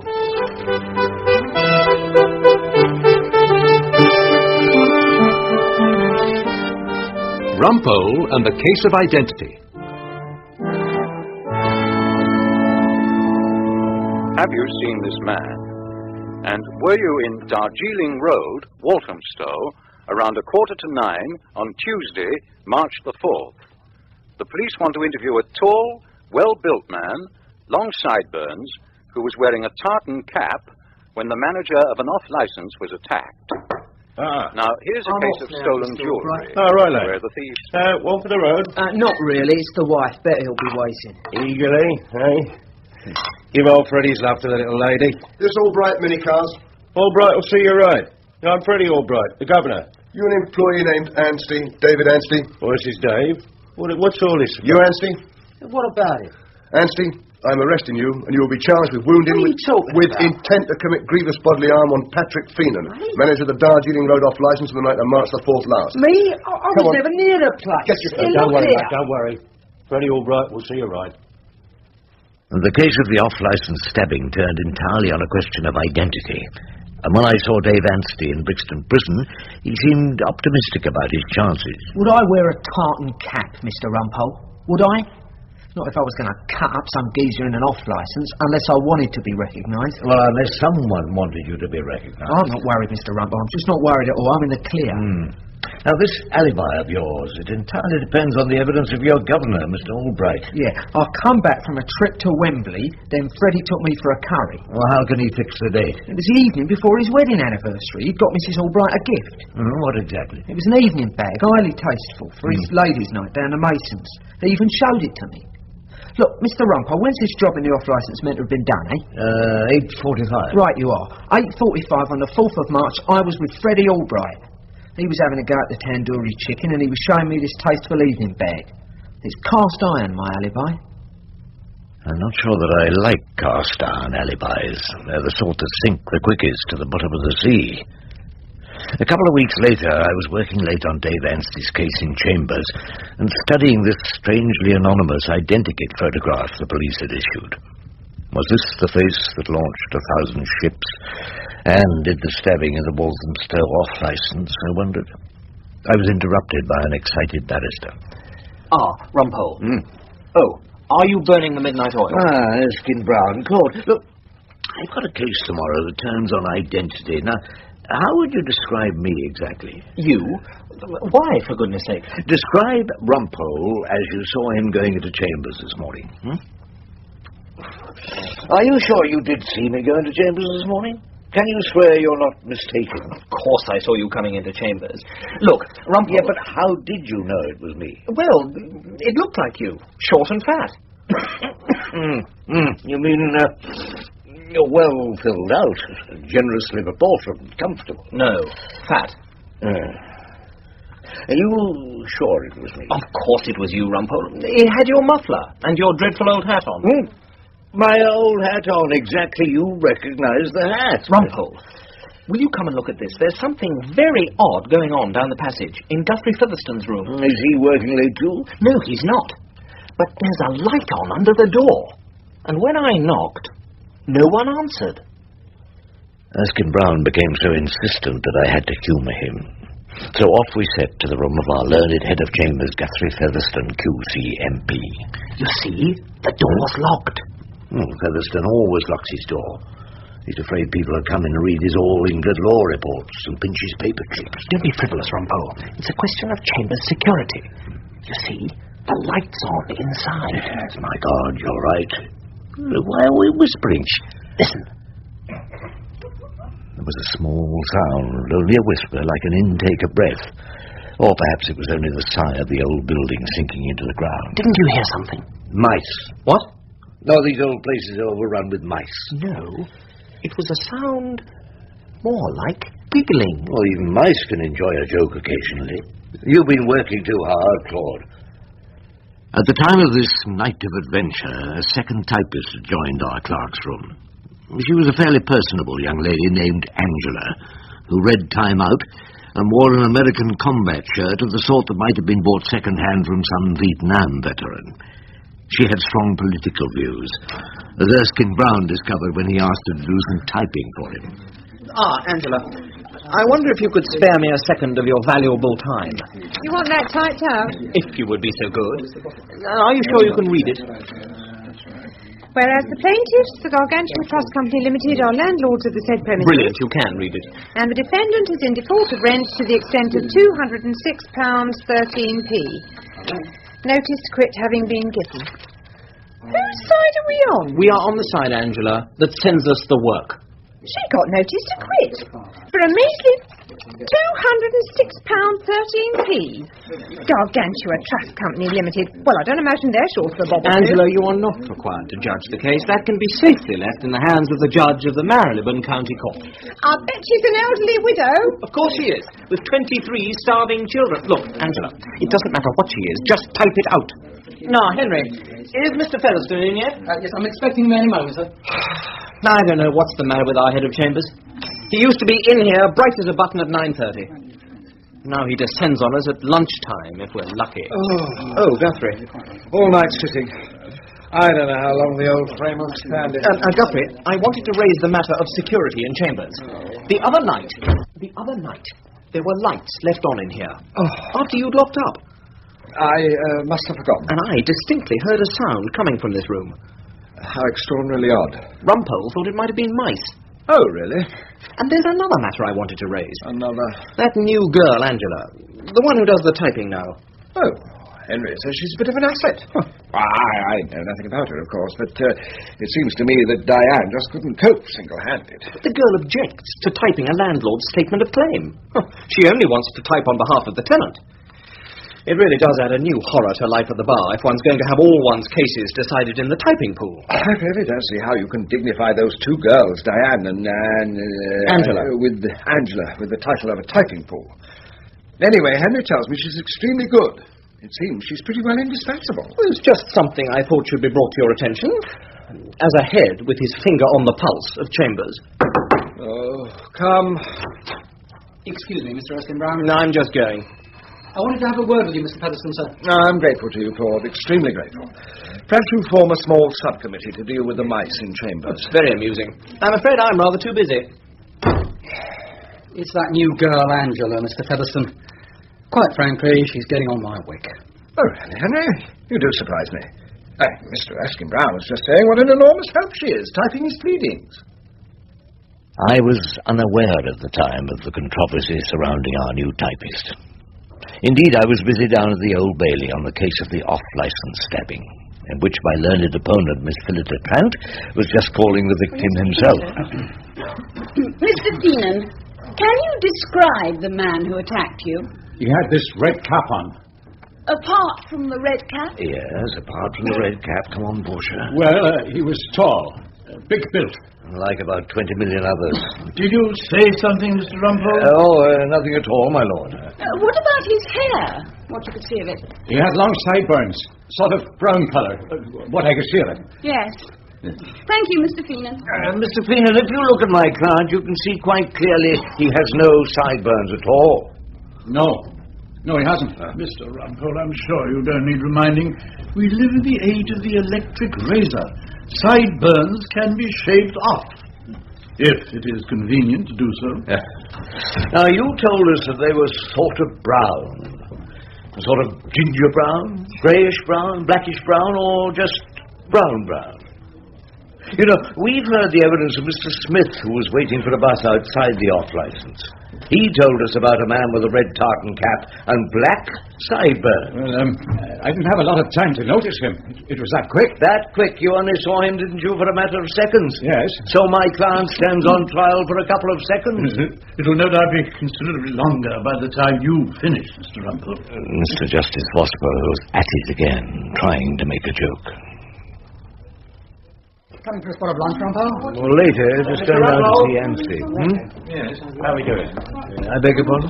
I'm Freddie Albright, Dave's governor. Albright will see you right. You know, that's my motto, Mr. Rumpole. In many cars, as in life. Our alibi witness.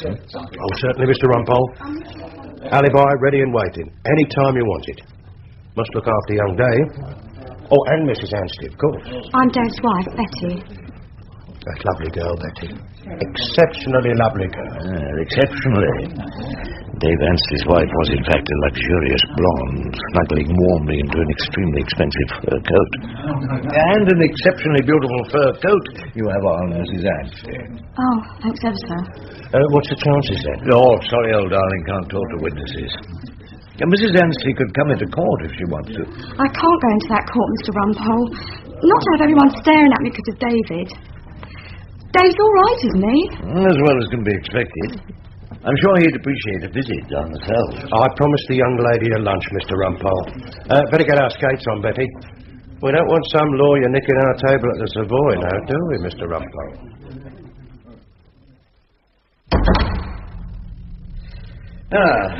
Dave, I've been thinking. A bit worried. Yes, Mr. Rumpole? Look, if an alibi comes unstuck, everything comes unstuck. See, they may not believe you, Dave, just because they don't believe your alibi. They'll believe Freddie. Freddie's got no axe to grind. Indeed. I've been doing a bit of research. Freddie Albright owns the off-licence where Paddy was cut. Did you know that? Straight up, I didn't. Does it make any difference? I don't know. Feenan picked you out at the ID parade. You'd never seen him before? Never in my life, straight up. Someone must have told him about you and your remarkable headgear. You trust Freddie Albright? You must be joking. The things the governor's done for me. Big bonus when we married, canteen of cutlery, must have cost him 200 nicker. And a fur coat. What's that? Huh? No, I was just wondering where your wife got her fur coat from, Dave. What sort of coat, exactly? Oh, God knows. It was some rare animal gave up its life for it. I bet he works, don't she? She saved up for it. You've got to call the governor, Mr. Rumpole. Freddie's promised. He'll see me all right. It was at about that time that Claude Erskine Brown, his fiancée, Miss Phillida Trant, came out of Covent Garden Opera House and, still hell-bent on pleasure, planned to trip the light fantastic at a disco or palais de hop. Wasn't Domingo magnificent? Perfectly splendid. Tired, Philly? No, not really. Why don't we dance? Whatever for? We never do. But Philly, for goodness There's a new place opened in Covent Garden. Fridays.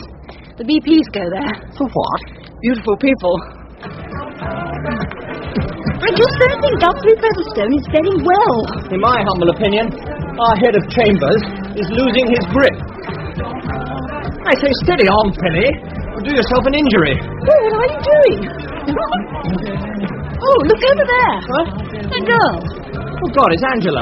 The typist who came to us from Time Out. Angela. Say, who's she dancing with? Apparently with herself.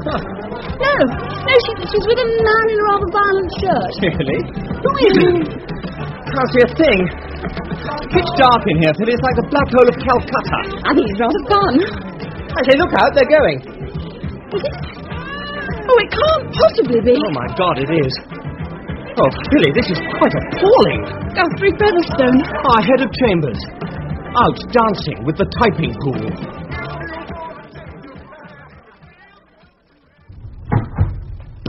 Usher, that woman, Mrs. Betty Anstey. Yes, Mr. Rumpole. I want her brought into court when I give the word.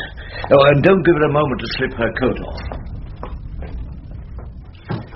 8:45? Of course I was with Dave at 8:45. I took him for a courier date and we was together till 9:30. Now, can you fix the date? Absolutely. My wife's birthday. And what's the date of that? March the 5th. It's the same every year. I'd got her an evening bag and I told Dave about it when I met him the next day. The next day? Right. The next day when we went for the curry. That will be March the 6th. That's right, my lord. Well, I wanted to ask you about the day before your wife's birthday.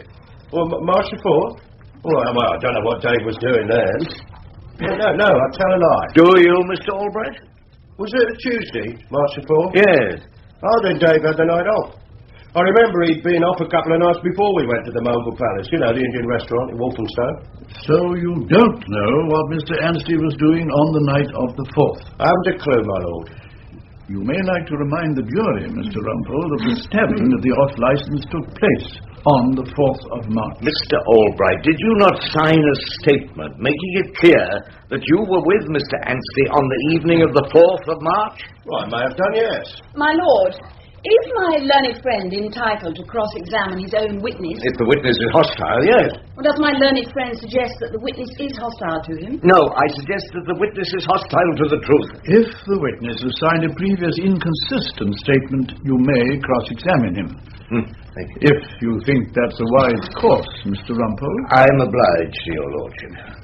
Mr. Albright, is your company the landlord of the off-licence where Phelan was stabbed? Well, it might be.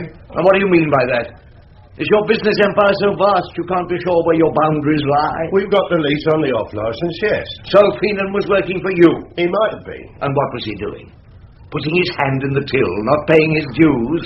Did you have to send someone to teach him a lesson? Someone? Who are you suggesting someone might be, Mr. Rumpole? Someone you sent in a cap like that worn by my client, Dave Anstey. Oh, now, would I do a thing like that, Mr. Rumpole? Usher.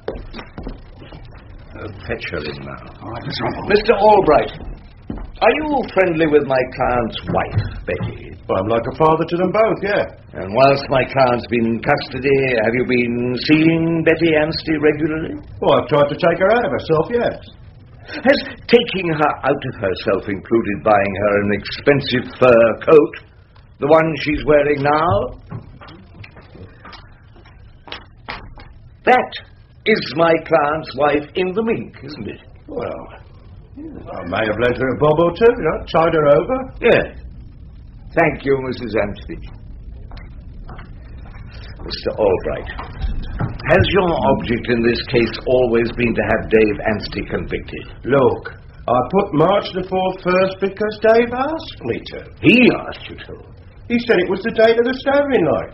Look, I'm sorry, I can't help you, Mr. Rumpole. I'm sorry I can't help you, Mr. Albright, in your attempt to get your mistress's husband put inside for a long period of years. Mr. Rumpole, is there any basis for that suggestion? Well, if there isn't, perhaps my learned friend will call the lady to rebut it. She's still outside the court. You sent your hireling wearing that entirely recognizable cap to teach Paddy a lesson. So, Paddy identified him. May I remind you, Mr. Rumpole? When your client was picked out at the identification parade, he wasn't wearing a cap. No, of course not, my lord.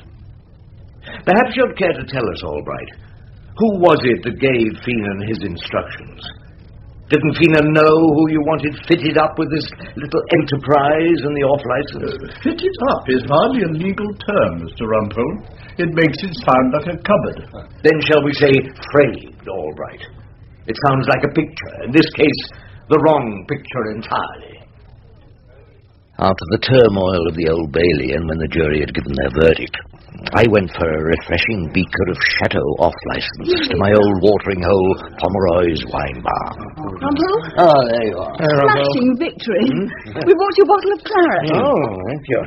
No, out 4 hours, not guilty by a majority. It was a damn close one, Mr. Freddie Albright didn't look exactly happy. You should have heard Rumpole deal with a hostile witness. Oh, Billy. Well, thanks, Good Rumpole. help. Cheers. Cheers. That's good. Rumpole, it's high time that a little justice was done to you. Justice? It's a rotten shame. You should have been head of chambers long ago. It was yours as the senior man. Everybody thought so. Of course, in those days, we didn't know the truth about Guthrie Featherstone. Oh, no?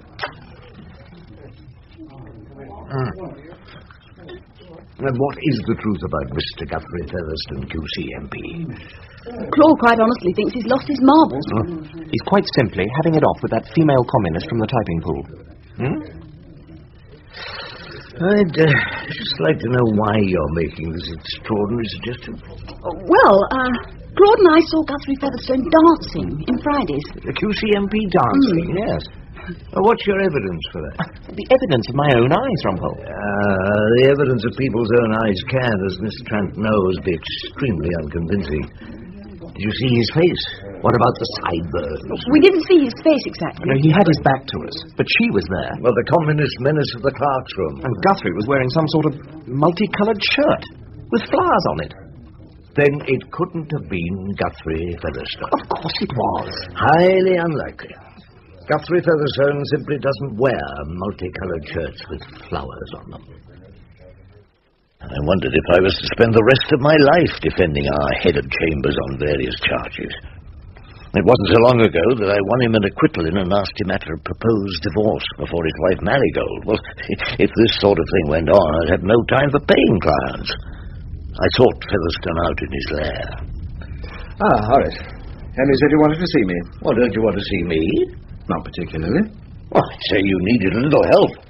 I'm perfectly all right, thank you, Rumpole. Well, a young Erskine Brown alleges he saw you dancing. With Angela? Claude Erskine Brown suspects you of having a red in the bed, so far as I could gather. All right. It's all true. It's perfectly true, Rumpole. You plead guilty. As a matter of fact, it's all terribly innocent. Jumping about in Fridays until 2 o'clock in the morning, then back for an hour or two in her ridiculously narrow bed in Oakley Street, and off to breakfast in the House of Commons. Oh, that must be the worst part about it. What? Breakfast in the House of Commons. So you're obviously not cut out for that type of existence. The physical strain is exhausting. I imagine so. Must come as a terrible shock to a man only used to somnolent parliamentary debates and a little golf.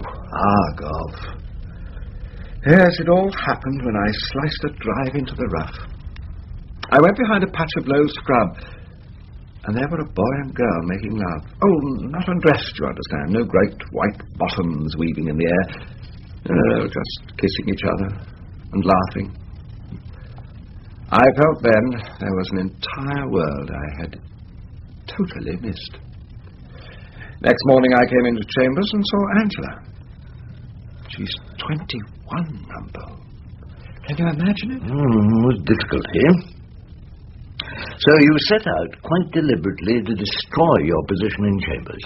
Deliberately? Well, of course, locking yourself in this room. What on earth was that for? We couldn't go back to Oakley Street. Our flatmate was entertaining a man from the BBC World Service. Barrister's chambers have been put to many uses, Featherstone, but only rarely as a setting for a French farce. Now, look, Featherstone. My dear Guthrie, you can't do it. Do what exactly? Escape. You came to us a ready-made figure of respectability. What are you going to do now? Abandon us like a lot of aging wives? Why can't I? Because it was decided differently for you. When your mother gave proud birth to another Featherstone. When you became the youngest prefect in Marlborough. When you humbly asked the Lord Chancellor for a pair of QC's knee breeches and took Marigold's advice on a suspender belt for your silk stockings. And when you got yourself elected head of chambers. Well, it's all mapped out for you, Guthrie. The tram lines are leading to Solicitor General in the next middle-of-the-road Conservative Labour government. I don't have to do all that. Well, what's the alternative? Hanging round Oakley Street waiting for the man from the BBC to go on night duty? Scratching a living, writing advice from a barrister in the Sunday papers? Now, come on. Come off it. That's someone else entirely. That's not Guthrie Featherstone. You're jealous. Am I? Just because you can't escape. Can't I? Well, of course I can. I'm a free soul, a soul entirely free. That's just because you're tied hand and foot by the income tax and the Batman, and when Henry's going to find you another brief, and she who must be obeyed. Featherstone, is that any way to speak of Mrs. Hilda Rumpole? I don't know. You do. Oh, that's is a husband's privilege. Anyway, why do you say I'm jealous? I don't know. Is it because you want to be the only anarchist in chambers? Was there a certain truth in what he said? Had Guthrie Featherstone put his finger on the Achilles heel of Rumpole? Did I need him to make me feel a free, roving spirit? Whatever the truth of the matter, Featherstone soon returned to his true identity. He had to prosecute a number of Angela's friends for being concerned in the circulation of cannabis resin. I arranged for her to attend court. She banged out in disgust, and none of us ever saw her again. As for me, I made the position quite clear at our chambers party, or annual bean feast. Rumpole? Rumpole, have you thought about what we suggested? You know, taking over. I've looked into it most carefully, and I'm quite sure you've been mistaken about our head of chambers. What? I believe him to be the innocent victim of a case of mistaken identity. Miss Trank will understand what that means. What are you up to now? Well, it may very well be. There's been someone, a totally different someone, masquerading as Guthrie Featherstone. Well, really, Rumpole. Well, all I can tell you for certain is our respected head of chambers is clearly not the person you saw whooping it up in the disco. I mean, look at him now, graciously escorting his lovely wife at our Christmas celebration. Look at him carefully Erskine Brown. Observe him closely, Miss Trapp. Is that the man you saw? Oh, certainly not. Do I make myself clear? Not in the least, Rumpole. I just want to welcome you all, members and wives and girlfriends who are members also, to our annual Christmas do. Now, we have had a pretty good year, Henry tells me, in chambers. Oh, so that's why he's got a new suit on. We have managed to stick together throughout the year. Except for one departure in the typing department. Did you wish to say something, Horace? I would just like to say that he which hath no stomach to this fight, let him depart. His passport shall be made and crowns for convoy put into his purse. We would not plead in that man's company that fears his fellowship to plead with us. Now, when people speak of a split in chambers, or of the possibility of any other head but our distinguished QC MP, they're making a grave error. Like the mistakes in identity which may do such terrible injustice in our courts. My learned leader, Guthrie Featherstone, is a man fashioned by nature to be head of chambers. He couldn't possibly be anything else. So, we Old Bailey hacks, we common soldiers of the bar will attack a new year under his flag, crying together, God for Guthrie, Miss Tranton Erskine-Brown. Henry and Diane be in our flowing cups, freshly remembering. Sorry, Featherstone, old darling. You're lumbered with it now.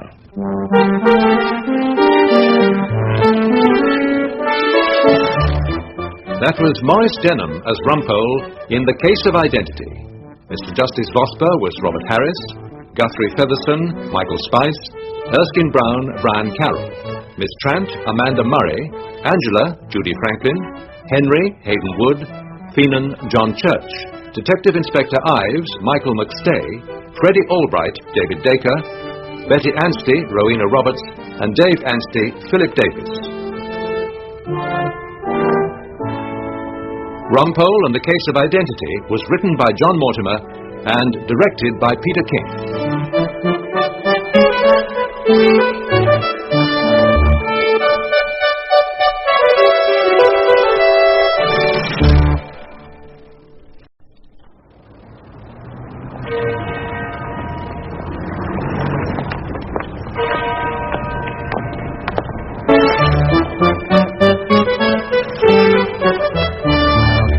Rumpole. The splendours and miseries of an Old Bailey hack. Some cases of Horace Rumpole, barrister at law, as told to and written down by John Mortimer, with Maurice Denham as Rumpole and Margot Boyd as Hilda. Rumpole and the Expert Witness.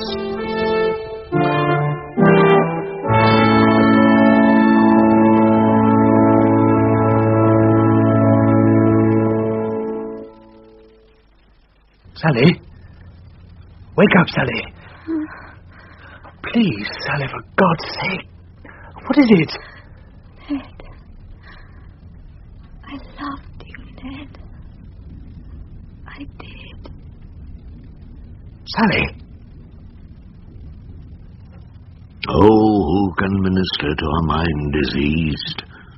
Pluck from the memory a rooted sorrow. Raise out the written troubles of the brain, and with some sweet oblivious antidote, cleanse the stuffed bosom of that perilous stuff which weighs upon the heart. Certainly not young Dr. Ned Dacre, the popular GP of Hunter's Hill, that delightful little dormitory town in Surrey, where nothing is heard but the whir of the kitchen mixers running up French dishes from the Sunday supplements, and the purr of hi-fis playing baroque music to go with Sunday Bucks Fizz. Is that the Mobley Hospital? Casualty. This is Dr. Dacre here. Yes, Dr. Ned. It's my wife. She seems to have had some sort of accident. Yes, as quick as you can. Dr. Ned Dacre lived in a world removed from my usual clients, the Old Bailey villains, whose most common disease is a nasty long spell in the neck. He had 2 cars, 2 fair-haired children called Simon and Sarah, at rather nice schools, an au pair girl, an old English sheepdog, a swimming pool, a carport, and a machine for recording television programs, so that he didn't have to keep watching television. He had all, it seemed, that the heart of man could desire, except that he had an unhappy wife. What's the news in the Times, Rumpole? Has war started? Dr. Dacre has been arrested in Hunter's Hill, Surrey, charged with murdering his wife. Oh, a letter from Dodo.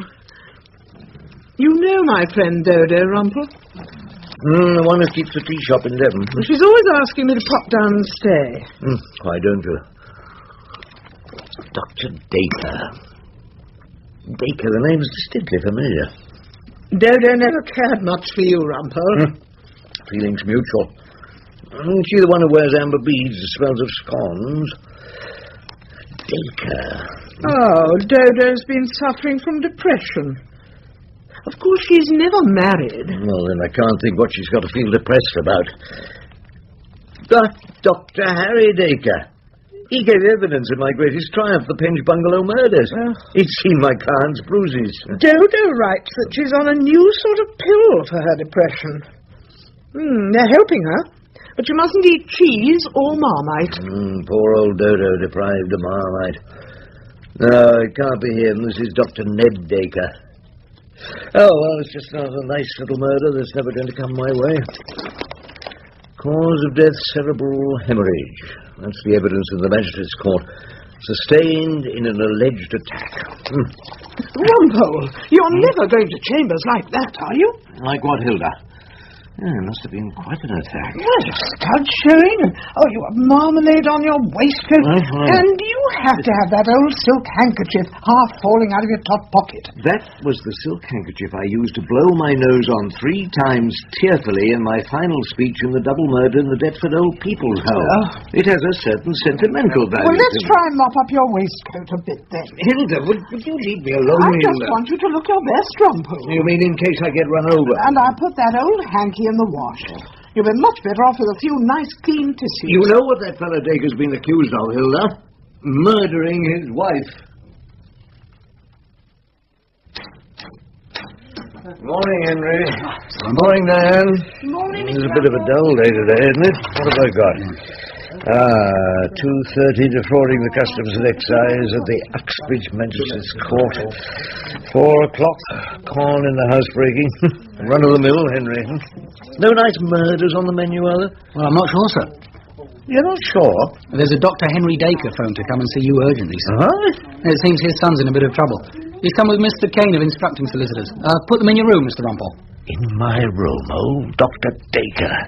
I began to sniff the memory of ancient battles, a never-to-be-forgotten victory. Mr. Rumpole. Doctor. Mr. Cage. Rumpole? It's been a long time. How long? A legal lifetime since I did that case of R versus Samuel Poultry, better known as the Penge Bungalow murders, which altered the course of legal history by proving that Horace Rumpole could win a capital case alone and without a leader. Young Dr. Harry Dacre, then a GP at Penge, gave valuable evidence for the defence, and young Rumpole made the most of it. Oh, it's far too long. When my son Ned had this trouble... The old doctor spoke of the charge of wife murder as though it were a little touch of flu which might be cured by a couple of aspirin and a day in bed. Trouble with his wife, I imagine. Sally was an extraordinarily pretty girl. Terribly spoiled, of course. Ned gave her anything she wanted. Including a cerebral hemorrhage? No, Rumpole, keep your mouth shut and listen quietly. She had her problems, of course. Nervous trouble. Well, half the women in Hunter's Hill have got a touch of the nervy. All these labour-saving devices in the kitchen give them too much time to think. Not a pioneer of women's lib, old Dr. Harry. And was she taking anything for her nerves? Sally was scared of pills, afraid she might get hooked. Although she didn't mind taking the odd drink too many.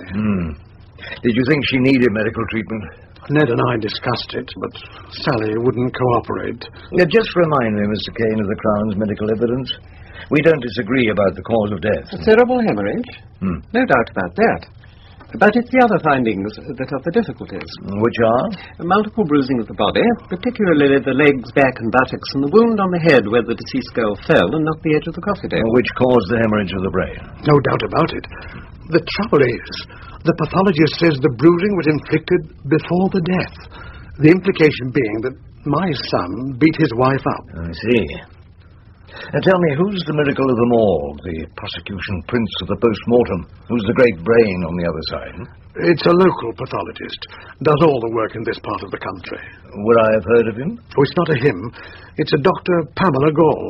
And that's the irony of it. Ned knows her extremely well. They were at Bart's together, before he met Sally, of course. He brought her home for the weekend once or twice. I almost thought they might make a go of it. And by this time I was beginning to feel some sympathy for Dr. Ned. What's enough to be put on trial for murder without having your ex-girlfriend examine your deceased wife's body and provide what turns out to be the only real evidence for the prosecution? I just don't understand. I simply don't understand it. Friendly young Dr. Ned sat in the unfriendly surroundings of the prison interview room. He looked concerned, but curiously detached, as though he'd just hit on a mysterious tropical disease which fitted no known description. Doctor, you and your wife Sally got on moderately well together? Well, we had our quarrels, of course, like all married couples. It was the second time I'd heard that. But I thought all married couples don't end up with one dead and the other in the nick awaiting trial on a charge of willful murder. But she suffered from depression? Yes. And took nothing for it? Well, my father was her doctor. I thought that was more professional. I'm not sure if he prescribed her anything, but I don't think so. There was nothing found in her stomach. He was charming and seemed only politely concerned. I don't know why I felt a sudden chill at discussing the contents of his dead wife's stomach with the doctor. No pills, the report says that. That's Dr. Gould's report. Yes, talks of the remains of a meal and a good deal of alcohol in the blood. Oh, we had a bottle of Chianti and a souffle. We were alone that night. We had it in front of the television. Your wife cooked? No.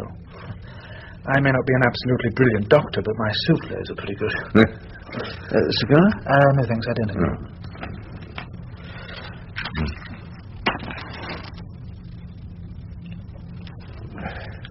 Did you quarrel that evening? I mean, like all married couples? Not at all, no.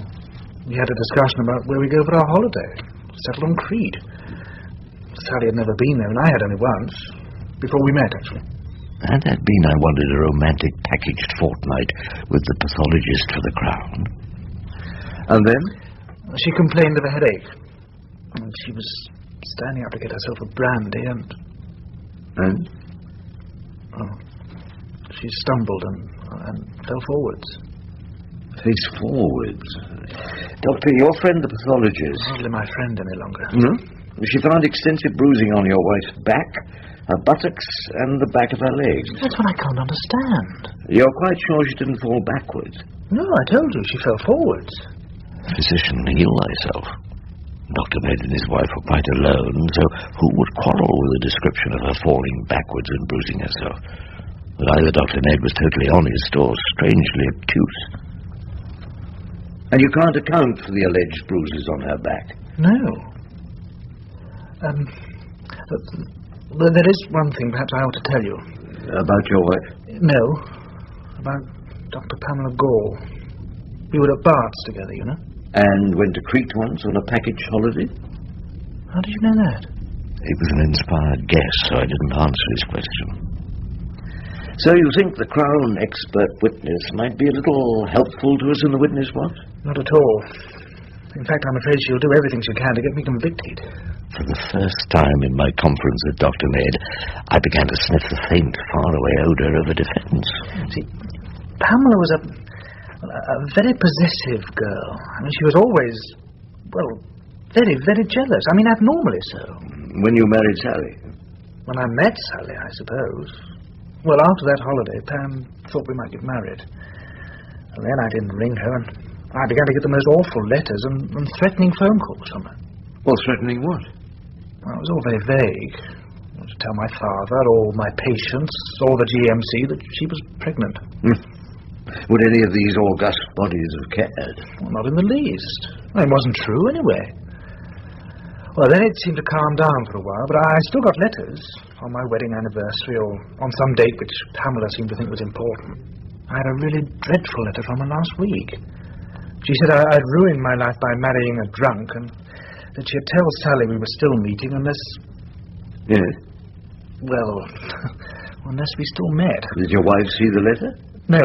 I always get up early and go get the post. You've kept the letter, of course? No. I tore it up at once. If only people had the sense to realize they might be facing a murder trial at any moment, they might keep important documents. And what did she say?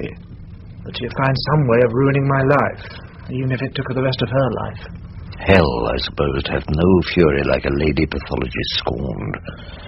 But Dr. Pamela Gall's personal interest in the Dacre murder seemed to provide the only faint hope of a cure in Dr. Ned's somewhat desperate situation.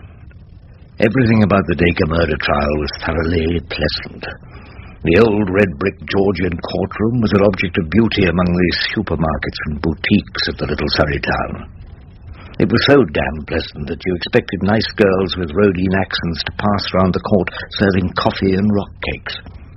The jury looked as though they'd dropped in for a rather gentle session of Gardener's question time, and Owen Munro, QC, was a pleasant prosecutor, who seemed thoroughly distressed at having to press such a nasty charge as wilful murder against the nice young doctor who sat in the dock wearing his well-pressed suit and old Bart's tie. My lord, I propose to call the pathologist next. Very well. Will that be convenient to you, Mr. Rumpole? Old Mr. Justice Skelton made a thoroughly pleasant judge. He was out to show every courtesy to the defence, a ploy which almost always leads to a conviction. Certainly, my lord. That'll be quite convenient. I wish to make quite sure, Mr. Rumpole, that you have every opportunity to prepare yourself to cross-examine the expert witness. And you see what I mean. The judge was making sure I would have no alibi if I couldn't succeed in cracking Dr. Pamela. I'd have been far better off with old swine like Judge Bullingham charging head-on at the defence. In this very pleasant trial, Rumpole would have no excuses. I'm quite prepared, my lord, thank you. Very well, then.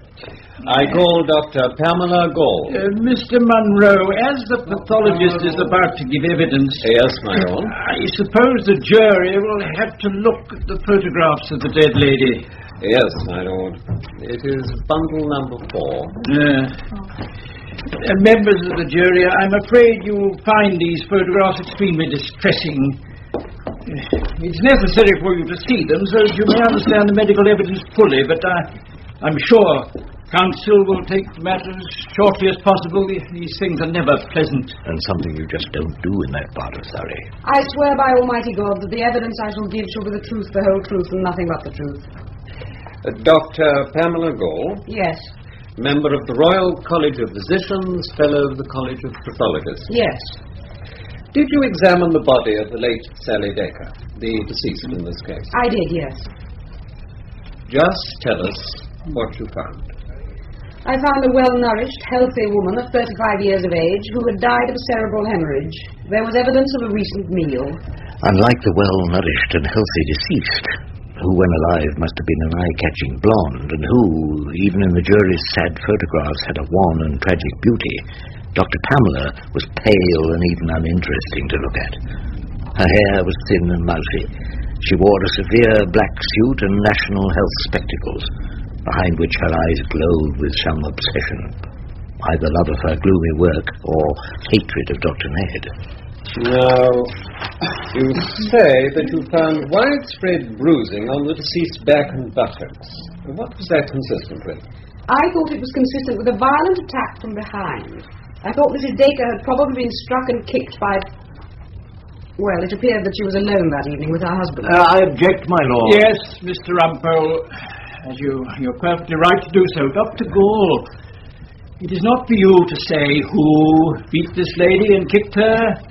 That is entirely a matter for the jury. That is why Mr. Rumpole has quite rightly objected. I wish his lordship would stop being so lethally pleasant. But I understand that your evidence is that she was kicked and beaten by someone. Yes, my lord. Kicked and beaten. No further questions, my lord. Yes, Mr. Rumpole. My lord. Dr. Gall, you knew this family well, didn't you? This family? No, I stand corrected. I should have said you knew Dr. Dacre well, didn't you? We were at Bart's together. And went out together, as the saying is nowadays? Occasionally, yes. Going out is so often nowadays, meaning staying in together. What do you mean? Yes, I think you should make that just a little clearer, Mr. Rumpole. Yes, of course I will, my lord. Thank you, Mr. Rumpole. Now, you and Dr. Ned Dacre went on a holiday to Crete together, didn't you, before he was married? Yes, we did. And the dear old Gardener's Question Time fans on the jury looked suddenly interested, as if Professor Alan Gemmell had revealed a new and deadly form of potato blight.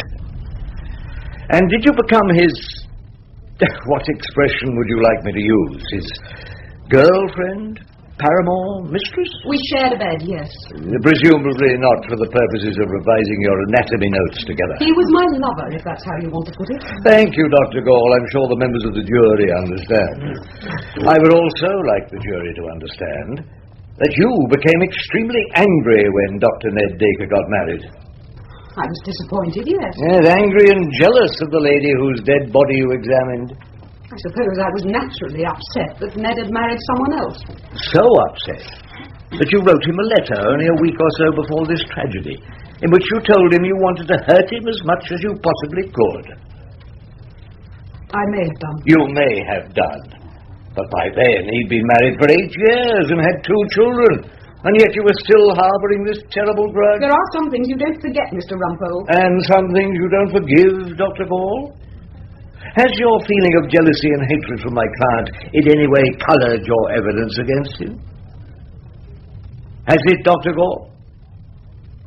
I don't think so. She said it so unconvincingly that I saw the jury's disapproval. It was first game to Rumpole, and I moved into the decider. Dr. Gall, after death, the body becomes subject to a condition called hypostasis. That is so, yes. The blood drains to the lowest area when circulation ceases. Yes. So that if the body had been lying on its back, the blood would naturally drain to the buttocks and the backs of the legs. That's perfectly right. Did you say Mr. Rumpole's right about that? Yes, my lord. Yes, thank you, Doctor. And the draining down of the blood causes discoloration of the skin of a dead body, which can look like bruising. I began to get a strange feeling that it was all going too well when the pale lady doctor admitted... It can look exactly like bruising, yes. Therefore, it's difficult to tell, simply by the colour of the skin, if a patch is caused by hypostasis or bruising. It can be very misleading. Yes, it can be.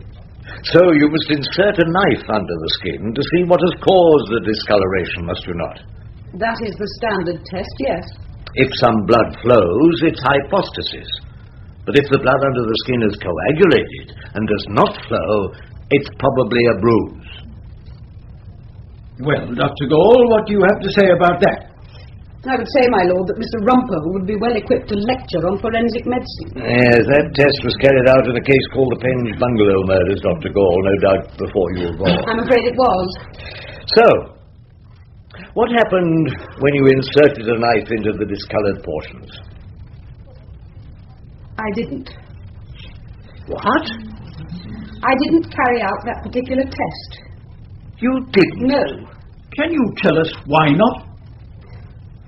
I'm afraid I must have jumped to the conclusion that they were bruises, and I didn't trouble to carry out any further tests, my lord. You jumped to the conclusion? Yes.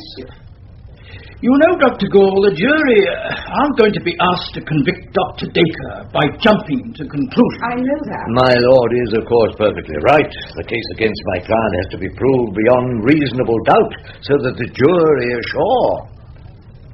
Can I take it that you're not sure there were any bruises at all? Not as you put it now. No, I'm not sure. And so you're... One moment, Mr. Rumpole. I'm not sure there were any bruises. Yes, Mr. Rumpole, yes. My lord. And so you are not sure Mrs. Dacre was attacked by anyone? I can't be sure, no. So she may simply have stumbled, hit her head against the coffee table, and died of a cerebral hemorrhage. It might have happened in that way, yes. Stumbled because she'd had too much to drink. Her blood alcohol level was considerably above the breathalyzer level, yes, my lord. And you knew this family? I knew about them, yes. And was it not one of your complaints that in marrying Sally, Dr. Ned had married a drunk? I did say that in my letter. The sort of girl who might drink too much wine, stumble against a chromium coffee table, hit her head and receive a cerebral hemorrhage by accident? Well, Dr. Gall, what's the answer? I must admit, it might have happened in that way, yes. Thank you very much, Dr. Pamela Gall. Game, set and match to Rumpole. It had been almost too easy. but I was intoxicated by the delightful sensation of winning when the pleasant judge told the jury that, in view of the concessions made by the expert witness, there was really no evidence on which they could possibly convict the good doctor, and directed them to pronounce those two words which are always music to Rumpole's ears: not guilty. We all went out into the corridor. Loyal patients came to shake the young doctor's hand and congratulate him as politely as if he'd just won first prize for growing the longest leek. Mr. Rumpole, I knew you'd come up trump, sir. I shall never forget this. Never. No, nor shall I. I was looking across the crowd at a door through which the expert witness, the Crown's pathologist, Dr. Pamela Gall, had just appeared. She was smiling, Dr. Ned, and unless I was very much mistaken, he was smiling back. Was it only a smile, or did I detect, in a movement of the young doctor's head, the tremble of a wink? I went up to Dr. Ned. He smiled his undying gratitude. Mr. Rumpole! That was right. You're the best. No, nonsense. It was easy. Too easy. Why do you say that? I didn't answer him. Instead, I asked a question. I was meaning to ask you this before, Doctor. I don't suppose it matters now, but I'd like to know the answer for my own satisfaction. What sort of souffle was it you cooked for your wife that evening?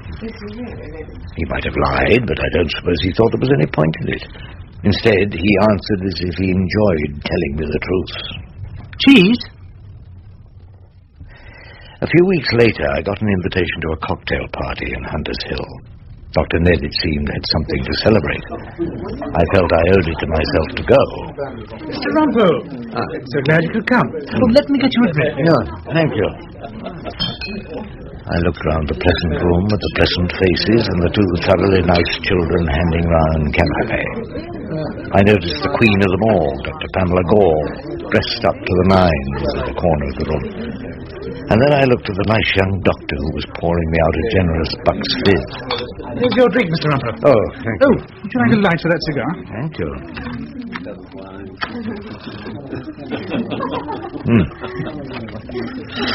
Oh, you got off, of course. I can't try you for it again. That was the arrangement, wasn't it? What arrangement? Between you and the Crown pathologist. She'd make some rather silly suggestions about bruises and then admit she was wrong. You're a very careful young man, Dr. Ned. Now they can never try you for what you really did. Are you joking? Never more serious in my life. All right, then. What did I really do? Opened a few capsules and poured them into your wife's glass of Chianti. The cheese and the souffle reacted in just the way you planned. All you had to do was make sure her head hit the table. What are you going to do about it? There's nothing I can do now, you know that. Except tell you that I know. I'm not quite the idiot you and Dr. Pamela took me for. At least you know I know that, Dr. Ned. He was a murderer. An old-fashioned, simple murderer. And what was almost worse, he'd used me as part of his crime. And done his best to spoil the golden memory of the Penge Bungalow murders for me. Quiet, everybody. Quiet, quiet, quiet. Thank you, thank you. I think Ned's got something to say. I just wanted to say, now all our friends are here under one roof, that of course no one can ever replace Sally, for me or for the children. But with Simon and Sarah's approval, there's going to be another doctor in the Baker family. Pamela's agreed to be my wife.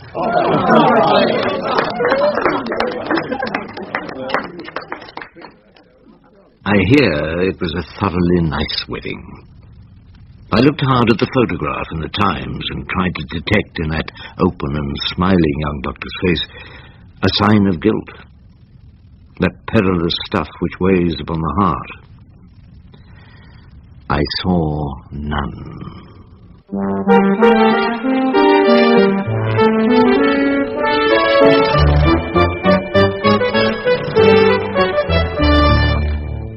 That was Maurice Denham as Rumpole and Margot Boyd as Hilda in The Expert Witness. Mr. Justice Skelton was played by Derek Farr, Owen Munry QC, Ellis Dale, Henry Hayden Wood, Dr. Harry Dacre, Norman Mitchell. Sally Dacre, Rowena Roberts. Dr. Pamela Gall, Elizabeth Bell. And Dr. Ned Dacre, David Collins.